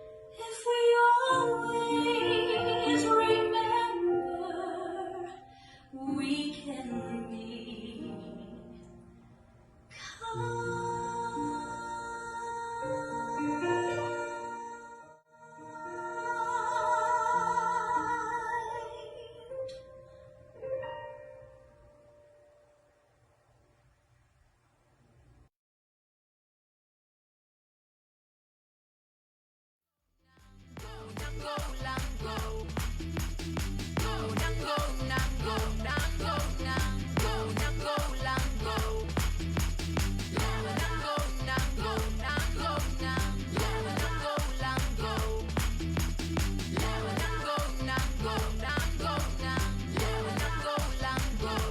for return. We'll just take the cue from them. Justin, just give us the cue. Okay, ma'am. We're back. We're back with our Level Up exclusive with the Araullos, Ma'am Carol and Atom. We'll leave the talk on the anti-terror bill, ma'am, with the initiatives on Tuesday. You said actually today. Ano po yung initiatives? Sa Tuesday will be the first day na sasabihin yung mga points, no? Against the anti-terror bill. On Tuesday is the first session of the oral arguments. Yes. There are 38 petitioners pero 6 yung cluster ng mga issues na dapat talakayin, and this was distributed to 6 lawyers from among the 38. Mm-hmm. So kumbaga first volley ng arguments dyan, and in the morning there will be mobilization in front of the Supreme Court. We will try to have a good representation of the petitioners and also the lawyers groups. But most of the lawyers will be preparing to either argue or backstop the ones who will argue. And then in the afternoon, nakatutok na yung media doon sa oral arguments. We are preparing parang alternative coverage with a panel of experts to help discuss, help the audience or the public understand what's going on. But today there is a big send-off, parang moral booster for the lawyers who will argue for the petitioners. Parang build up na rin so that people take notice, pay attention, bakit importante ito. Ano yung mga usapin dito at paano kayo apektado. Yes. So yun ang nakaplano. And then on the day before the oral arguments on February 2 is the 50th anniversary of the Diliman Commune. Yeah. So there will be an activity in UP sponsored by the UP community. Meron ng installation art doon ng stylized barikada ng isang batikang artist, si Imaw. Yes. And then they have a series of they have a program. I think it's hybrid. Partly may pwedeng pumunta doon, but it's going to be online. So that's 4 o'clock on February 1. We'll see you there. But Atom, your mom will be there in all those mobilizations. Don't you tell them, uy, mommy, hinay-hinay lang. Hindi na kayo bata, hindi na kayo 17 at may COVID pa. Hindi mo matasabihan ng Hindi pa nakikinig sa akin yan eh. Anyway, we're joined by our colleagues in Radyo Katipunan, yung some of them and then yung iba parating mamaya. Kasama natin si Cholo Malilin, kasama ko sa student activities ng Ateneo dati, pero nandiyan pa rin siya sa Ateneo. Cholo ay nakasama niya, yung asawa ni Cholo nakasama ni Atom sa isang coverage, at saka yung kapatid ni Cholo ay naging teacher ni Atom nung grade school, Cholo, no? Tama ba yun? Si Miss Malilin. Naka-mute. Ayan. Hello, hi. Hello. Sorry. Hello po. Hi, Noel. Thank you for getting me back on the air for Radyo Katipunan. It's been a while. Magandang hapon, Atom. And hello po, Miss Carol. It's nice to meet you. Hello. And it's nice to see you also. Yes, I guess kami ni Atom, well, we haven't really interacted as closely as they have with my sister na naging teacher po niya sa grade school. So si Sansan na ate ko ay teacher ata niya. Tama ba? Grade school nga ba? Yes, okay. grade 3 and grade 6. Ayan. Tandang-tanda pa yung grade 3. Ayan talaga. Oo, so yan ang medyo connection namin. Pero I guess we go way back further kasi pareho ang aming theatrical roots in Ateneo. Ayan, Reuter baby si Atom at saka alam ko ACT din yan. Tama ba, Atom? Nag-ACT ka ba? ACT, mas ACT. Yun. So, yun. At nagkasama kami sa Hong Kong yan when he hosted, Coral nga ba? The Crawl sa Patrol, yes. sa Metro Channel, ayan. Well, the last So, assignment we had kumusta? with PBS, that was significant. Ayan. So I'm glad that your career is going strong. Atom, I'm glad to see you every day. Still doing your blessed work in journalism. At medyo maano nga ngayon, I guess talagang masalimuot, no? Masalimuot. Actually, I'm still in Ateneo. I'm still very much involved with students as the director for student services in the Loyola schools, no, sa college. There is a sentiment now among our students na parang ang lakas ng inertia ngayon sa local, how should I call it? I guess local politics natin. Na parang some of them actually prefer to watch the international news. Kasi parang, di ba, mas exciting ngayon ang news sa US, di ba, kung ano nangyayari. At saka parang mas, feeling nila mas may nangyayari doon. Parang mas doon, medyo nakaangat na sila from the quagmire that they were in for the past 4 years. Tayo, parang lugmok pa rin. So I'm getting this impression from my students. Just recently, I had some consultations with my students, and a lot of them, of course, are disappointed na they still cannot go back to school because wala pa nga tayong solusyon, wala pang clear future on how the vaccination will be. You know, we're saying they're saying third quarter of the year. I guess the more possible prospect is baka next year pa. So imagine nyo yung mga first year students natin ngayon in all schools. They've never stepped foot in their college. So talagang ang laking moral, di ba, parang downer for them, moral downer for them. So I guess that's where we are at, and that's what we're trying to get them engaged back in, di ba? Yung bumalik kayo sa Pilipinas, di ba? We have our own problems here. Tayo, hindi pa nga tayo nakakalagpas sa I guess, sa mga problema natin. So do not give up on the country. Kasi parang para sa kanila, di ba, they're looking now at what's happening overseas, and they feel the optimism there. But here, we're still stuck in the mire, ika nga. So I'm glad that you're still there, Atom, yeah. 2 issues we'll try to ask. Number one, yun nga, COVID response. How do you think, yun nga, parang sabi ko nga, we're number 79. We're ranked 79 among 98 nations. Then sa COVID response effectivity, no? So, Ma'am Carol, how could we have performed better, or parang paano? Kasi naka-envelope ng COVID response, yung reality ng COVID, yung mga ginawa nga sa UUP, sa ABS-CBN, yung anti-terror bill at lahat. So, paano tayo makakalabas, makakaalagwa, or yun, matatranscend yung ganitong problema?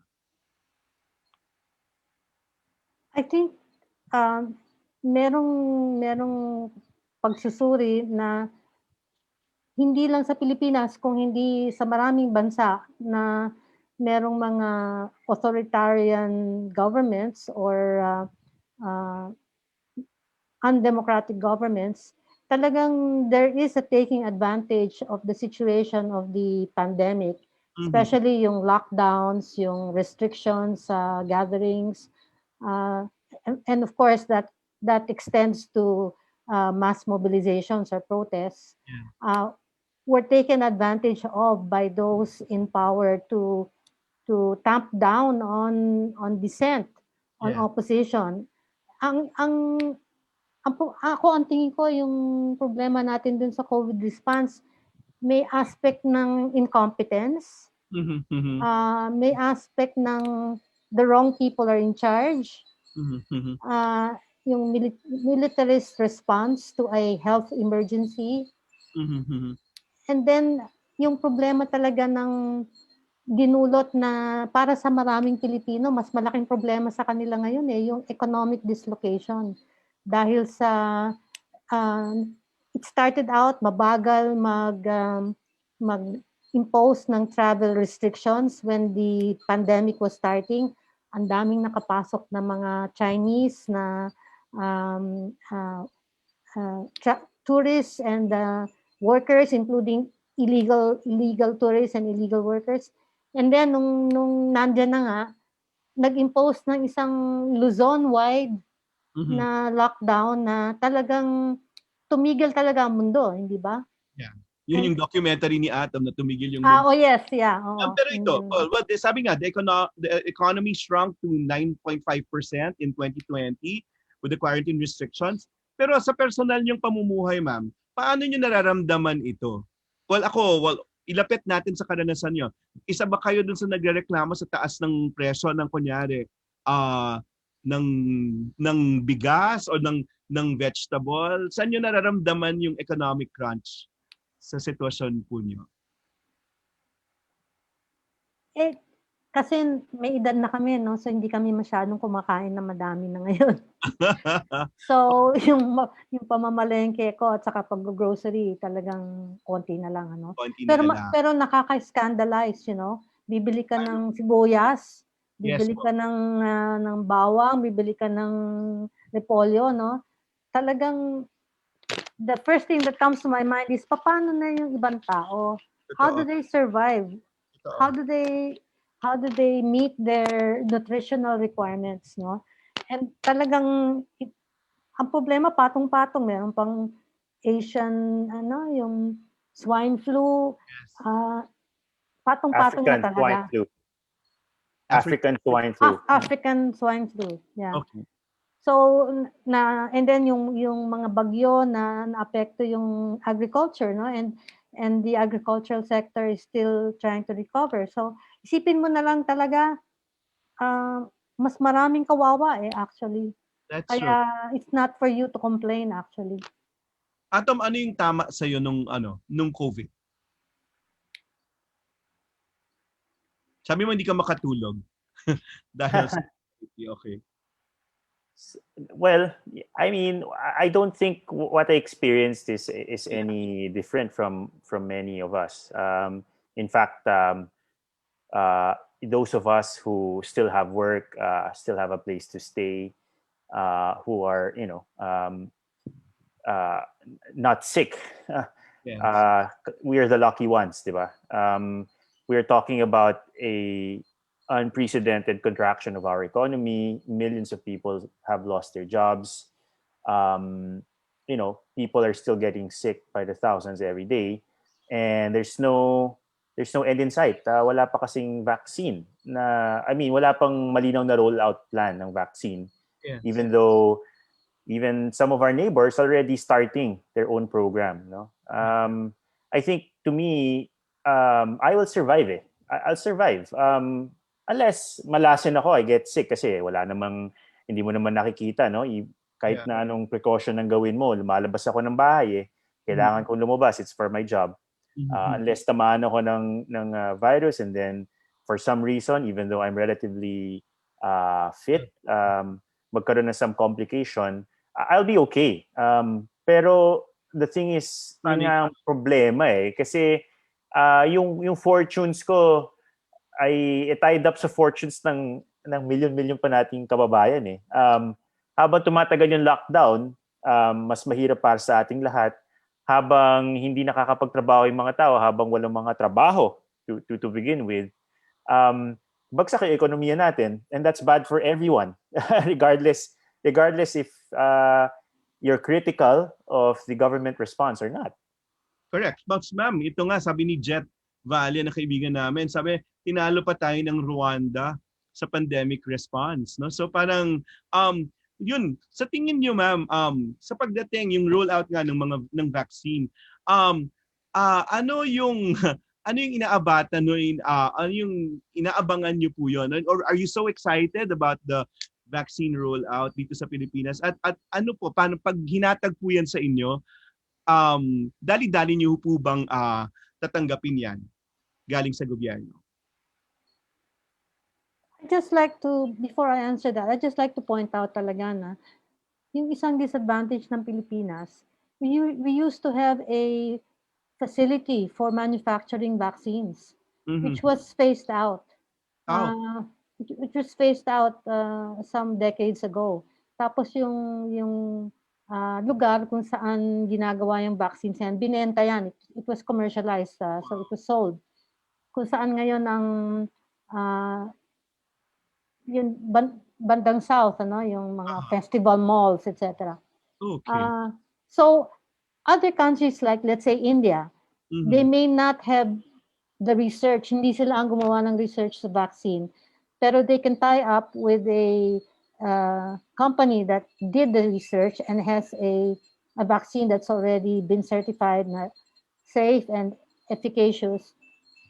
Silang gagawa. So, hindi sila nakaasa sa ibang bansa dun sa manufacturer. Ang problema, nakaasa tayo lahat sa labas eh.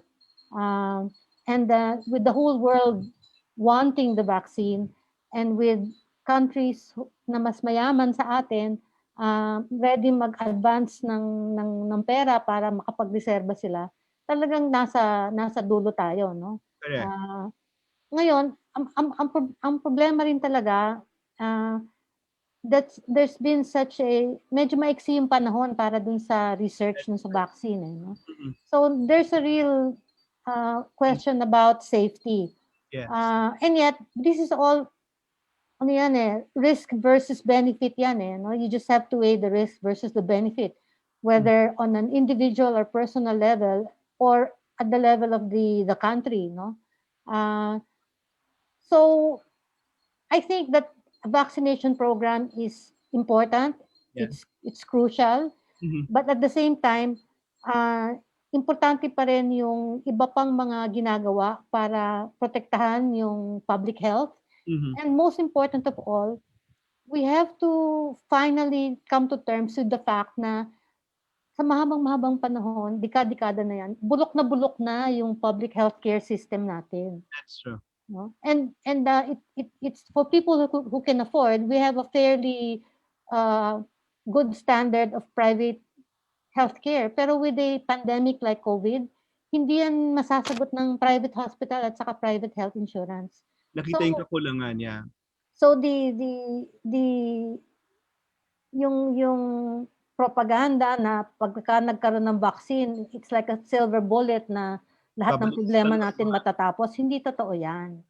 At saka, just as with the testing, no, na it took more than 6 months for the president himself to say na, importante pala yung mass testing, ano. Ito yung vaccine, ano. I've seen the plan of the DOH. I joined the town hall meeting.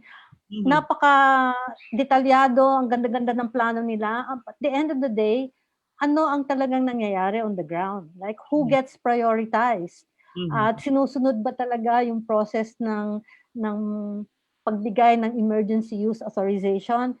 Bakit may mga nakakapasok ng illegal? Bakit may mga nauuna? And then how do you deal with the problem that many people really are afraid or skeptical, or because scientific information and education is so weak, people really are not in a position to get reliable information on which they can base their individual decision kung magpapabakuna sila o hindi. So sapin-sapin ang problema talaga. Sige, ma'am. At yun sinasabi, well, sundutin ko na rin at na ang sabi, yun nga, kunyari yung closure ng ABS-CBN, yung nangyari sa COVID, yung nangyayari ngayon sa UP. Ang sabi ng mga tao, sige, kita-kita tayo sa 2022. Pero yun nga, yun pa rin ba po yung arena ng pagbabago na tinitingnan natin? Kasi as of now, kita natin, no, wala pa yung sa registration pa lang ng voters, wala pa rin yung gusto nating mangyari na at least 3 million na new voters. Diba? So, do you still see that as a venue for struggle or as a paraan para mabago yung mga sabi nga ni Cholo kanina, pag tingin mo sa states, sa US, nabago na nila yung realidad nila. Pero dito parang sapin-sapin yung mga problema at nabubulag tayo sa iba't ibang problema, hindi natin alam, mas malaki pang dapat paghandaan. Ato. Okay. So, yun Ay, nako. Bakit pinasa mo pa sa akin? I mean, syempre, andyan yung election. It is, ostensibly that is how democracies work, right? Meron tayong kakayahan na pumili kung sino yung mga iluluklok natin sa kapangyarihan. So, if the administration is performed very, very poorly, then we choose a different set of leaders in the next round of elections. But I mean, the experience of the Filipino people is that very little changes during elections. Mhm. Whether we elect a president from Mindanao, whether we elect a president who comes from a political family, whether they are a part of the elite, no, mga part ng mga big business. Mhm. The one thing remains the same. They're all part of the same group Mhm. who have been basically Running the country. running the country for for years, for decades, for hundreds of years. Kasi tama, no? Umabot na tayo ng 100 kung kasama yung 2020 na. So by 1920, meron na tayong sariling gobyerno nun. So I'm not knocking the hope that we place on on getting some semblance of change during the election. And I do encourage people to register to vote, even lalo na yung mga kabataan. I think si ang Comelec, no, si Commissioner Guanzon, na ang Mhm. ingay na niya sa Twitter, parang register to vote. So yeah, by all means, in fact, Mhm. that is your democratic right. Mhm. Pero I think it is also kind of foolhardy to place all of your hope into that basket. Mhm. Only because if you look at our experience, hindi naman talaga ganun kasimple yun. Mhm. In fact, the elections is ano lang yun eh, isa lang yun eh. Yeah. Marami sa mga changes mga significant changes na nakikita natin, hindi naman nakuha dahil sa election eh. Yeah. Dahil pa rin sa popular movements. Yeah. So whether or not there is an election, there is that space to continue educating people, continue convincing them to find their power, not just through the ballot, but also by participating in mass movements, I suppose. Galing. But I have to recognize the two ladies now who joined us. Una, yung new voter, I hope new voter sa darating ng election, si Max Cruz.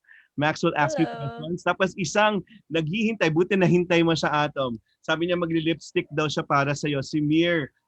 Si Mir de los Santos na yun, nandito siya mamaya para magtanong. Ma'am, let's just answer the question. Since marami nang nangyari doon sa grupo niyo sa bayan, di ba? Parang sinira-siraan at lahat. Are you still looking at the elections as a ground para yon makakuha ng suporta sa mga tao at pagbabago? Alam mo, yung puntahan ko lang yung nangyari sa States, ha? Yes. Kasi meron kaming mga kamag-anak doon, including in-laws who are Americans, ibig sabihin hindi migrants, no? Mhm. And two things struck me. Sabi na ang importante was to get the voters against Trump, yung Democrats, to go out and vote. Mhm. Hindi na so much trying to get Republicans to vote for Democrats, kundi getting their base, their electoral base to go out and vote, because for the longest time mababa ang participation ng electorate sa US. It's always less than 50%. Hindi kagaya dito. Siguro dahil dito may vote buying, ano. Okay. Pero liban doon, there is a senator who ran for president for the Democrat nomination, si Bernie Sanders, Mhm. who has a very progressive platform, it's a leftist platform. And hindi naman siya nananalo. He didn't get the Democratic nomination, so hindi siya ang nakalaban ni Trump. Mhm. But ang sabi nila, po siya. ha? Nasa meme naman po siya. Nasa frame nyo actually siya ngayon. Oo, ang ibig ko sabihin, yung pagtakbo niya, he brought to national attention yung agenda ng progressive platform. Pero ang strategy daw nila, they are trying to develop the base sa ground, and they're trying to elect people at the state level, at representatives in Congress. Hindi pa so much trying to get the presidency kasi that's medyo tall order yun no. So building the base, ganun din dito. Okay. The odds are so stacked against candidates who are not from the elite, not from political dynasties. who are not basically interested in maintaining the status quo, no? The odds are so stacked. Pera, prominence, machinery, yung pagkakapwesto sa gobyerno, nagagamit yung gobyerno para mangampanya, nagagamit ang militar para makakuha ng boto, etc. So anong pang-kontra doon? It's building your mass base. Okay. Yung sinasabi ni Atom na popular movements. Halimbawa, the Makabayan Coalition, Bayan Muna, Gabriela, Kabataan Party List, etc., etc. Hindi naman mananalo yan eh. Nasa party list system, which is it's like running for the Senate in a way, no? But the rules are different. If you don't have a mass constituency of a nationwide level, nationwide scale. So, nung last elections, talagang ginawa lahat. They threw the kitchen sink at the Makabayan Coalition. Inaaresto yung mga campaigners, kinakasuhan, yung mga baryo na nanalo dati, tinatakot ang mga tao na wag bumoto. At syempre walang pera, no? Hindi makapaglagay ng advertisement sa TV or radio. So talagang tall order talaga just to win, and yet Bayan Muna was the one that got the highest number of votes among the party list. So we will not concede the electoral arena despite the odds stacked against candidates from the working people, ordinary people, despite all the institutional obstacles to winning.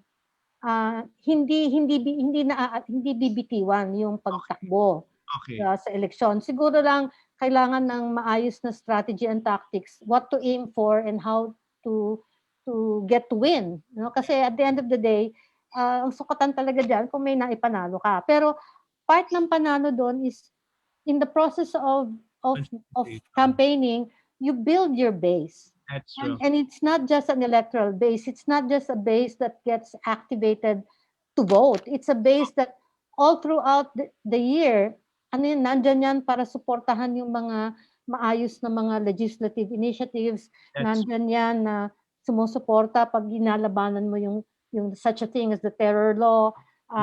When you're fighting for human rights, meron kang maaasahan na a critical mass of people who will rally behind you, no? At hindi yan lang rally sa kalsada, no? Rally in so many ways, on social media, in schools, in factories, in the rural areas, no? So magka-complement yon, pero as I agree with Atom, it would be foolhardy to put all your eggs in one basket. Mananaginip ka na magpapatakbo ka ng matinong kandidato importante yun, yung mahusay yung kandidato mo, okay ka na, mananalo ka na. Hindi, that's not the way it works. You really have to develop the base, and then you have to fight daya. Kasi tanamak dito ang pandaraya. Ngayon, sa US, yung panalo ni Biden over Trump, it wasn't so much a pro-Biden vote, it was an anti-Trump vote. And the people mobilized not just to vote. They campaigned, nag-house to house sila, nag-phone in call sila, nag-fundraising sila. And yung nakikita nating panalo ni Biden ng Democrats is the product of grassroots organizing that continues even after Biden has won, because Biden is also from the elite. Hindi mo naman pwedeng basta asahan yan to bring about wide-ranging fundamental reforms in American society. Laki-laki ng problema ng American society, kahit na yung COVID problem nila, mas malakta kaysa sa atin. Totoo rin naman. Pero magagalit lang si Atom at tatanong ko sa inyo to kasi napag-usapan namin to. Ma'am, would you be open to the possibility of running for Bayan? Matagal na akong iniimbita, inaaya. Una-una, I'm not very healthy. I have health issues. Pangalawa, wala akong disposition. I don't have, hindi mahaba yung tolerance ko, yung PC ko doon sa shenanigans at saka yung plastikan diyan sa Congress. Masyado akong outspoken at saka masyado akong prangkang tao Baka mapakaway lang ako doon.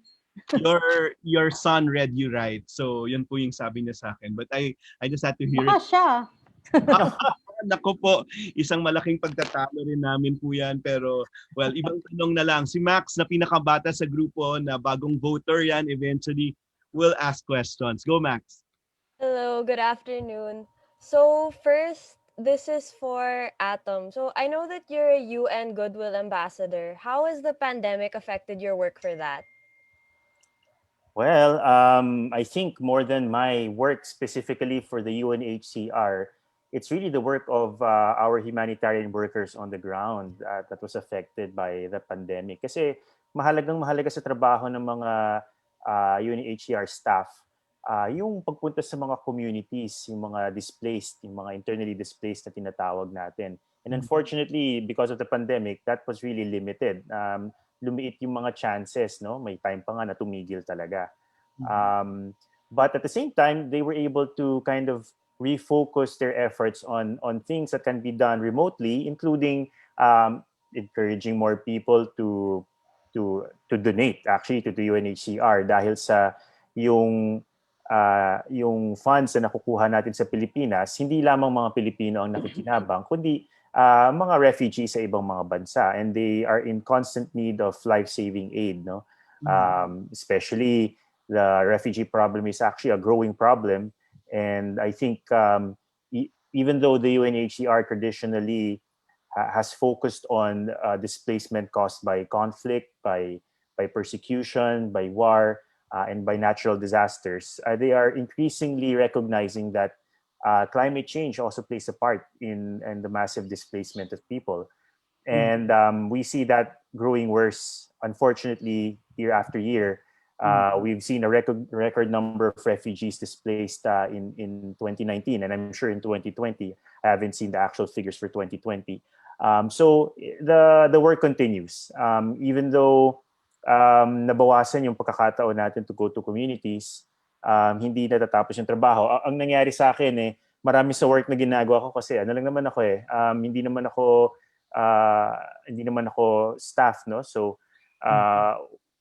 primarily my job is to spread the word, and a lot of the things that I did from home. Even the meetings and I was able to meet some of the goodwill ambassadors from other countries, some of them quite popular, no? Mga idol ko rin. That was siguro, kung meron mang silver lining yan, tingin ko hindi mangyayari yun eh. Hindi mangyayari yun kung hindi nagkaroon ng pandemic, kasi biglang all of a sudden, ba't nga ba hindi tayo mag-Zoom lahat? Lahat naman tayo, ito na yung ginagawa. Galing. Max? Thank you. Okay, again, this time for Ma'am Carol. So, a while ago it was mentioned you were a doctor. So, had you been in charge of handling the COVID-19 pandemic, what is one thing you would have done differently or would do differently?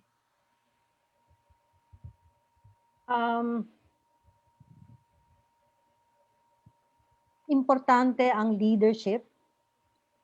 Importante na ang namumuno doon sa pandemic response is our scientists, science-based professionals who have the experience for this thing and who are given the wide latitude and authority to do what needs to be done without the pakikialam ng mga political interest or even yung national security interests, no? Yun ang mahalaga eh. And that has not happened so far. And also the wherewithals. Dapat bigyan ng sufficienting pondo and resources so that they can commandeer and orchestrate a comprehensive response. Now we have Mir na nag-lipstick na Ma'am Carol, si Manay Judy Tugiwalo nag-text sa akin, sabi no to red tagging kasi kinunan na po niya yung mobilization ngayon. May picture siyang student. Sabi niya yes to red lipstick. Hindi niya alam kung naka-red lipstick daw po kayo ngayon. I try. So Mir, go shoot your question. Yes, good afternoon po. I'm sorry I missed the earlier part of this interview. I came from another meeting, but I'm glad to be here and I've been listening into your discussions. I think you're pointing out some very interesting and very insightful ideas and suggestions. So yung tanong ko po sa inyong dalawa, Sir Atom and Ma'am Carol, is parang if you had a message to your colleagues in your respective fields, what do you want to say to them? How do you think they can make a difference using their own specialization, their field during this time? Hmm. You first, Ah, Atom. Nagko-command yung well, mommy talaga. Okay, go. I mean, if we're talking about colleagues in the media industry, I think it's kind of presumptuous of me to give them, you know, tips or suggestions. It's a very vibrant community, and a lot of them are also uh, very aware of the challenges that the whole industry faces, specifically um, uh, yung threats to media freedom and also massive disinformation online. Um, I mean, what I would say, I guess, is I mean, siguro I think I'm more comfortable talking to people in my generation rather than Mhm. my friends and my colleagues in the industry. Ang tingin ko yung kinakaharap natin ngayon are very specific challenges eh. And even though um, we always kind of rely on the wisdom of earlier generations, fight na natin to eh. Um, it's important for us to uh, be able to find how our skills and our talents can better serve a wider public. And I know that during this time, it might be difficult to see our place in the world, and well, not even in the world, kahit sa Pilipinas lang. Mhm. Um, pero we have our own responsibilities. Eh. I'll focus on this information Mhm. to narrow down really what I'm trying to say. Nowadays, it's not really just the job of journalists Mhm. to to talk about the truth, to ferret out the truth. Kasi yung ginagawa ng mga professional journalists, ginagawa na rin yan ng lahat ng tao eh. Shorthand version, when we log on, we have to verify if what we are reading or watching is the truth. We have to make a quick decision based on what we see, whether or not to react or to share. Mhm. And it was also incumbent upon us to have responsibilities as well. Kapag meron kang maling nailagay o naipost, kailangan handa ka na i-correct. Kailangan handa ka na i-delete kung kinakailangan. At lahat ng yon, actually, that is precisely what we do in the media. So, hindi na tapos na yung panahon na sasabihin natin na trabaho ng media lang yun. Trabaho na natin lahat yun eh. And given the mechanism by which this information spreads, I think it's a very, very big problem. And it's only going to get worse with with the constant, ang bilis kasi mag-evolve ng technology. It's hard to keep up. And it's going to be a constant struggle. But especially the younger generation, even younger than my generation, na talagang lumaki na sa internet, lumaki na sa social media, yun ang magiging struggle ninyo eh. So I think it's important to find your anchor. Saan manggagaling yung kumbaga kanina na pag-usapan na first part of the program, saan manggagaling yung aktivismo ninyo, natin, para meron tayong guide on how to use our idealism for the changes that we want to see. Mhm.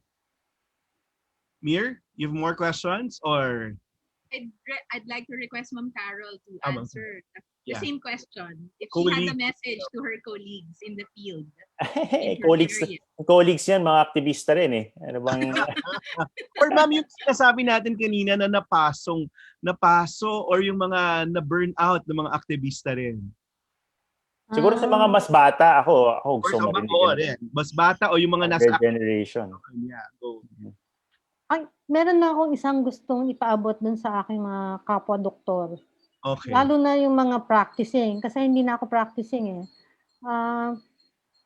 Siguro ang tinuturo sa atin nitong karanasan dito sa pandemya ay a lot of the decisions and policies about how to deal with health crisis are made by politicians. Mhm. And therefore, yung usual attitude ng mga nasa health professions na apolitical, you know, they think as long as they are they have integrity in their profession and ginagawa nila yung trabaho nila bilang doktor, naalagaan nila ang pasyente nila, etc., okay na sila. Hindi. Marami sa yung pagharap sa sakit at pag-ensure na malusog ang mga pasyente natin, malaki ang kinalaman dyan ng kalusugan ng socio-economic determinants of health. No?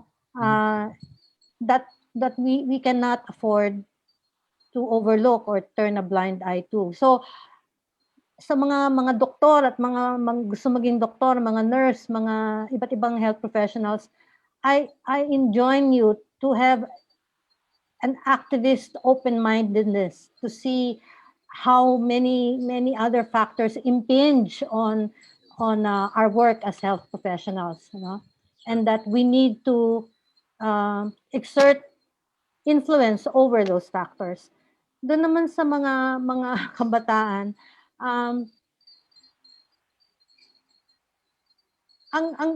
tama si Atom eh. Kayo na ang tagapagmana ng Pilipinas, ng kinabukasan ng mundo. Kaya it's really all more up to you what happens. And at the rate our country is going into deeper and deeper crisis, you cannot afford to be bystanders. Yeah. You cannot afford to just focus on your social media, on yourselves, on your Okay. ang kinabukasan nyo ang nakasalang dyan eh. So importante talaga na maging mapanuri, maging look after the truth, stay informed, look for independent sources of reliable information, magbasa kayo, matuto kayong magsuri, mag-aral kayong maging critical thinkers, and then when you come to a point that you think you have a pretty good idea about what's wrong in this society, just as you come to a point where you analyze what's wrong with your life, diba? Yes. Decide to make a difference. That's true. Decide to make a difference. May pagtatalaban yung personal, pamilya, komunidad, bansa, at saka yung mas malaki pa yung mundo. Max, you shoot your last questions. Okay, so this is for both the mother and son. When do you see each other most happy? Wow. Siguro no, parang Atom on your mom. Kailan mo alam na masaya yung mom mo? Kailan siya? Okay. Madali pala sagutin to. Pag nakikita yung mga apo niya. Okay. Okay. Mom, kayo po. Si Atom, kailan siya pinakamasaya na nakita niyo? Pinakamasaya? Kailan siya nasisiyahan? Kailan yung alam na masaya niyo? Curious ako kung ano sagot ni Mama dito. Okay. Hindi ko rin alam eh. Pagkalaro niya yung mga pamangkin niya. Totoo rin naman yon. Ganon. Oo. Or nakakakita Kasi parang nawawala yung yung all expectations, lahat ng facade, lahat ng basta you have to just be an uncle who your nephews appreciate. Yeah. You just have to be present. Yeah. That's true. Max, more?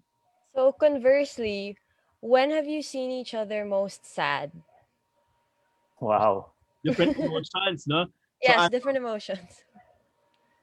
kailan mo Ikaw, Atom.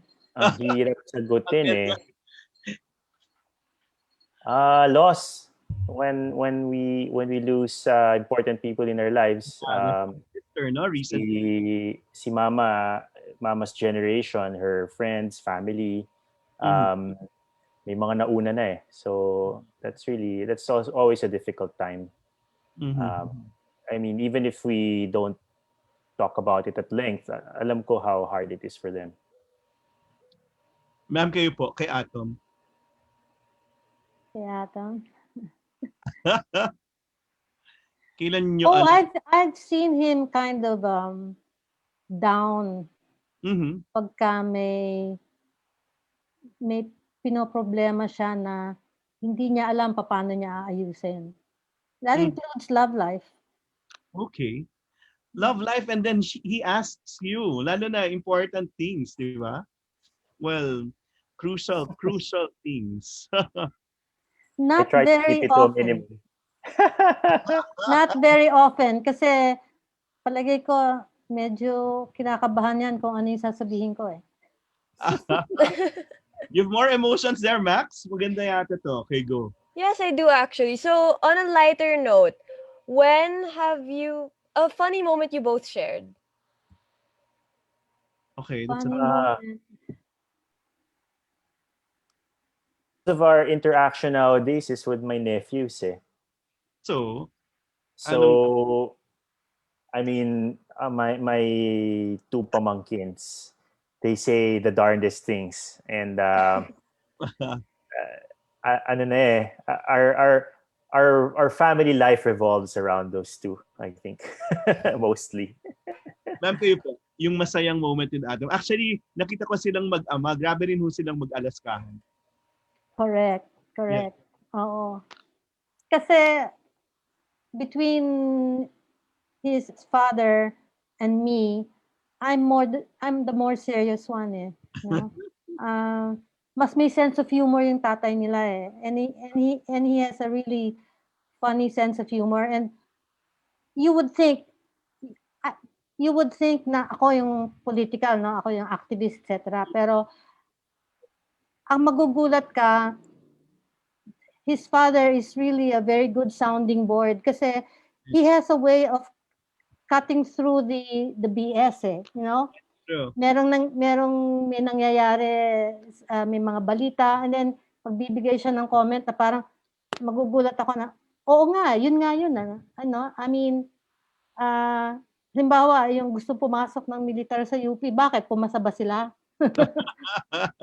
That's her dad, Atom. Oh, Okay. Yep. he really, so masaya kami, and also kasi nagbibiroan kami about sino yung nanligaw kanino, you know, that sort of thing. Ako, dilema din ni Atom yan. Sino yung tumatanda na, sino yung makakalimutin, sino yung masungit, and then nagtatawanan na lang kami. I don't know, I think Atom sees that once in a while. You do, no? Tama? Yeah. Yeah. Yeah. Okay, course. last na. Last Okay. na sa emotions sa Max. Go. Okay, last. Most sentimental moment or time you made each other feel the most loved? Ang hirap naman ito. Ba pag Kasi emotion? hindi kami sentimental eh, you know, Oo we're not a sentimental family. Naku, Oo. pinost ko yung isa. No, I was happy when I saw your picture. I posted it. Nung magkasama kayo sa TOYM. Ma'am, I have to tell you, Atom didn't want to apply there. Ayaw niya yung award na binibigay na ina-applyan. So yun, parang nung nakita ko yung family picture niyo yun, and I made sure it's there in the mga publicity materials. That was one happy moment. Okay. Kasi Yeah. yun, other things. Go. Ano yung tanong? Most loved? Most loved and Yes. most sentimental. Most loved and most sentimental.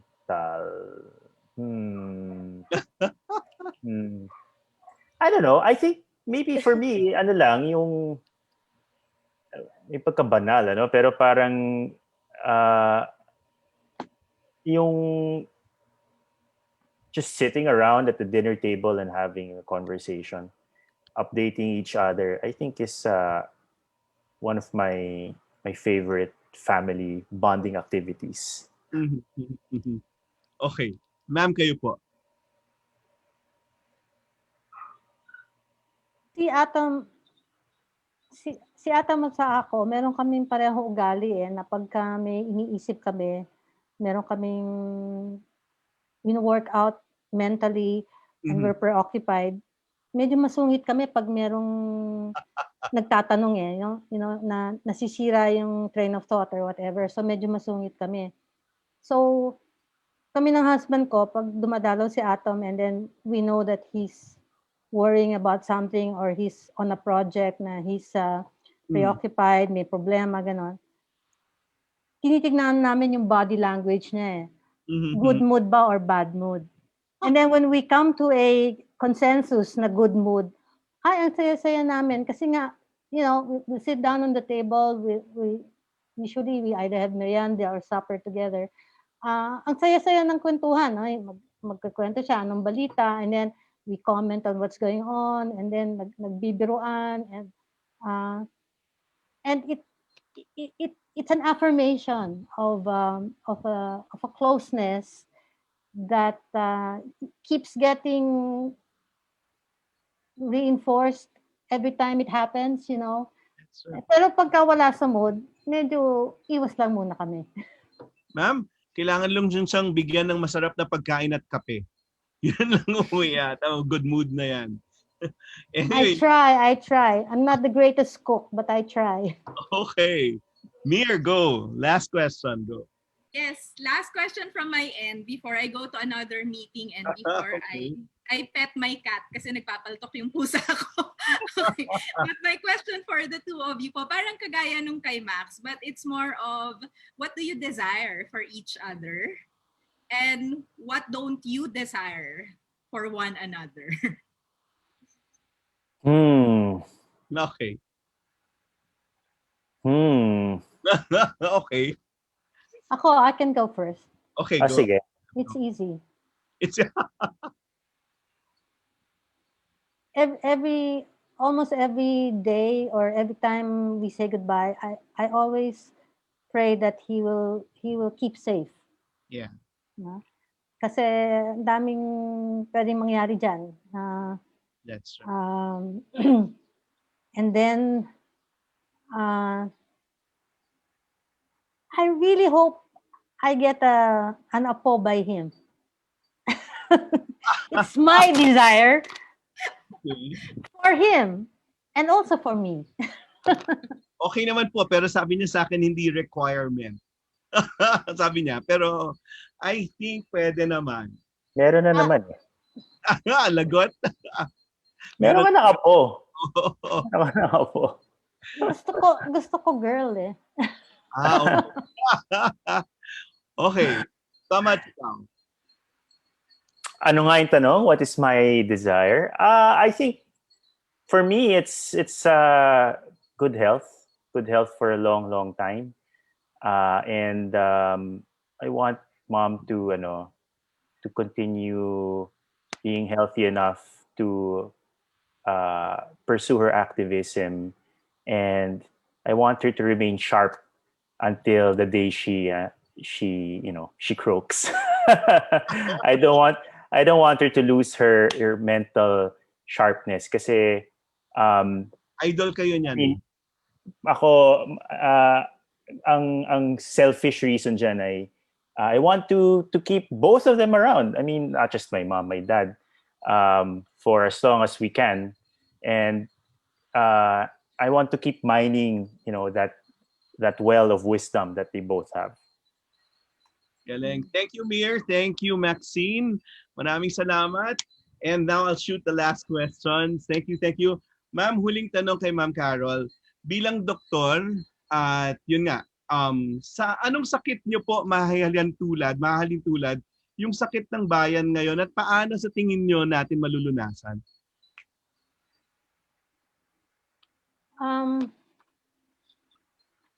I think I would agree with our forebears Mhm. and many other social analysts na nagsasabi na ang sakit ng bayan actually parang cancer eh. Mhm. Mhm. And it needs a radical solution to Mhm.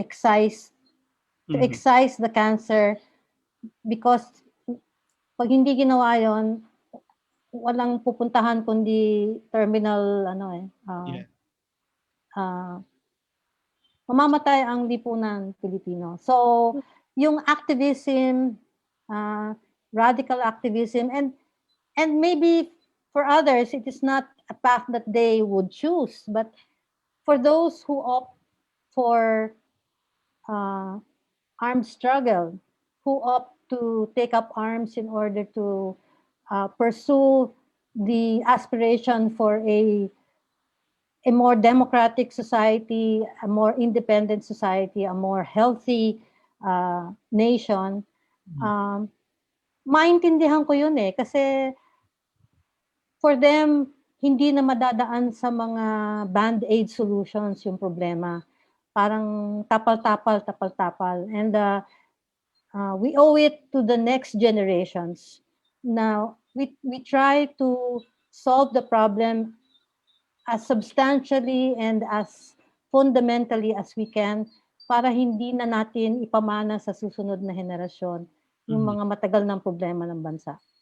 And those major changes. Kay ko naman, Tomats, bilang personalidad sa media, ano namang balita tungkol sa pagbabago sa lipunan yung gusto mong masaksihan or ma-document bilang journalist, no? At ano dapat yung gagawin natin patungo doon sa tingin mo? What news about our country are you excited about? I mean, I'm really looking forward to the day that uh, a popular movement led by the youth Mhm. and by the everyman. Mhm. And when I say everyman, yung mga Mhm. tahuran, ano, manggagawa, kahit yung mga magsasaka. Um,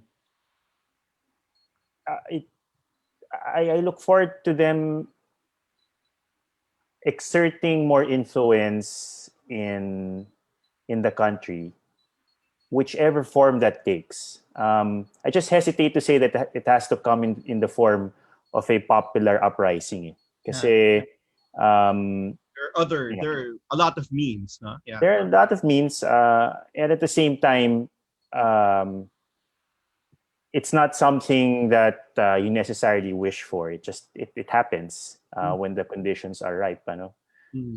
But as a journalist, kung tatanungin kung anong klaseng balita anong klaseng coverage yung you look forward to, it's those kinds of moments kasi those are moments that will usually define a generation, and to be in the middle of that and to experience that, especially in its purest form, pag hindi pa siya contaminated by by different interests when the time comes, kasama sa challenge yan eh. It's a great feeling. It's a great feeling kasi it rekindles your idealism as well, which I think we need from time to time. Sometimes it's in short supply. So that's what I want to, as a journalist, that's what I want to cover. That's what I want to see. Something really, a change, a revolution, if I may, that is has those kinds of characteristics. Hindi yung led by the usual suspects, no? Led by the politicians and interest groups. Galing, ma'am. Parting words. Just how do you feel hearing your son say those things? Parang, uy, you've done a good job. Huh? I'll give him an A. Parang teacher. No, So, I really, I'm really I'm very heartened, and I'm sure so is his dad. Tomats, ikaw, your mom saying those things and at her age, di ba? Sana ganyan pa rin tayo na yun, we hold the line and well, pinaglalaban pa rin yung mga dati pa nating pinaniniwalaan. I mean, I this is something I express all the time. I think I lucked out with the kind of upbringing that I have and with the parents that I was, yung raffle something went right upstairs, I suppose. Ang swerte mo. Kami ng kapatid ko. Maraming salamat talaga for spending this time. Sabi ko yun, bihirang mangyari pero yun, nangyari ngayon. We'll end because of course, sabi ko nga sa inyo, sa taga-academe o yung mga estudyante at mga guro, yung audience natin, karamihan. And I'll make you get yung CP nung kay Lol Hati Bautista na tula kasi doon tayo nagtatapos palagi dito. Basahin lang natin yung dalawang tula ni Lol Hati Bautista. I'll start it, no? So, yung sinabi, madaling araw ni Lol Hati Bautista, minsan ay ikinukulong tayo ng mga may hawak ng renda ng bayan para di natin makita ang pagpupunla ng kamatayan ni marinig ang tungayaw ng baliw sa kalaliman ng gabi. Minsan, ikinukulong natin ang sarili upang mas makita natin ang lipunan. Hindi gamit ang mga mata, kundi ang puso, at marinig sa katahimikan ang tinig ng pagkakaisa. At habang binabalangkas natin ang pagbangon ng bukang liwayway, gumuguhit tayo ng mga pangarap, naglalakbay patungong umaga, sumusulat ng mga tula ng pag-ibig, nagpipinta ng pag-asa. Tapos yung ikalawang tula niya, At Bayan, Noon at Ngayon, Lol Hati Bautista. Ang Carol. May pahina ng kasaysayang kinasusulatan na sa panig na ito ng daigdig, tayo man ay may tinig, tumitindig, lumalaban, kapalit man ay piitan o libingan, ang mahalagay kasal sa paninindigan. At kaya nating ipagyabang na sa ilalim ng ating balat, tulad ng lahat, dumadaloy din ang ating ugat, ang dugo ng sangkatauhan. Maraming salamat at magkikita pa rin po tayo kung saan man, sa eskwelahan, sa kalsada, sa dasal, yun po siguro yung mahalaga. So, I hope this was a painless exercise. Thank you po, Ma'am Carol. Last words from you. Thank you for inviting us. It was quite enjoyable. Quite enjoyable and thank you. Yeah, you really made sense. Yun yung takot nyo na o baka paikot-ikot lang. Marami po kaming natutunan sa iyo. Tomats, maraming salamat for doing this. Thank you. I'll see you soon. Thank you, boss. Sabi nga, maraming paraan ng aktivismo, pero iisang prinsipyo, ang pakikisangkot para mabago ang lipunan. Sa ikagiginhawa ng lahat at di lang ng iilan. At yan yung patuloy nating ipaglalaban. We'll continue leveling up. Maraming salamat po at magkita-kita tayo muli. Thank you, ma'am. Thank you, Tomats. Thank you. Thank you, Max, and thank you, Mir. Bye. Thank you very much. Maraming salamat.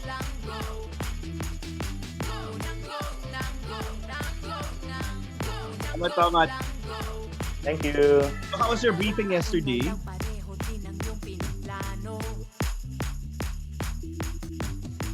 Ngayon mo na kailangan ng totoong pagbabago.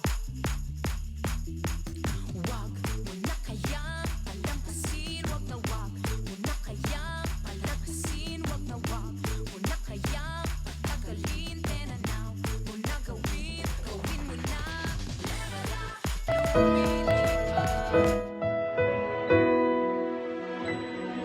Di kailanman mapipigilan pagbuhos ng ulan.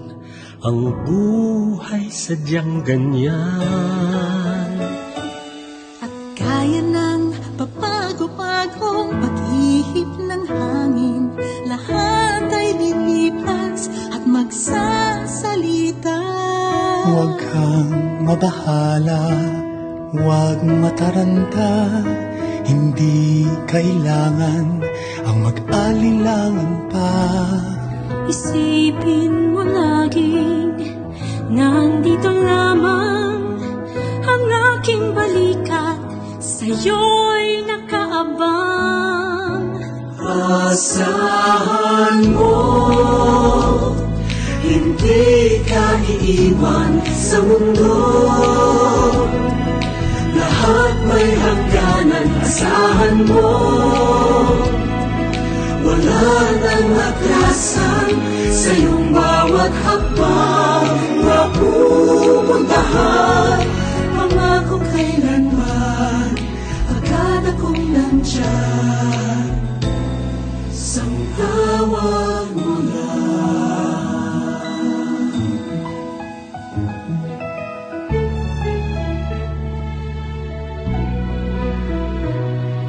At tuwing nagdidilim ang langit, di ba't nagpapakita ang buwan, hanggang mag-umaga na naman. Tara't hintayin na natin Magsikat ang iyong araw hanggang sa magliwanag muli ang lahat. Asahan mo, hindi ka iiwan sa mundo. Lahat may hangganan, asahan mo. Wala nang atrasan sa iyong bawat hakbang na pupuntahan. Pangako kailanman, agad akong nandyan. Sang tawag mo lang. Asahan mo, hindi ka iiwan sa mundo. Lahat may hangganan, asahan mo.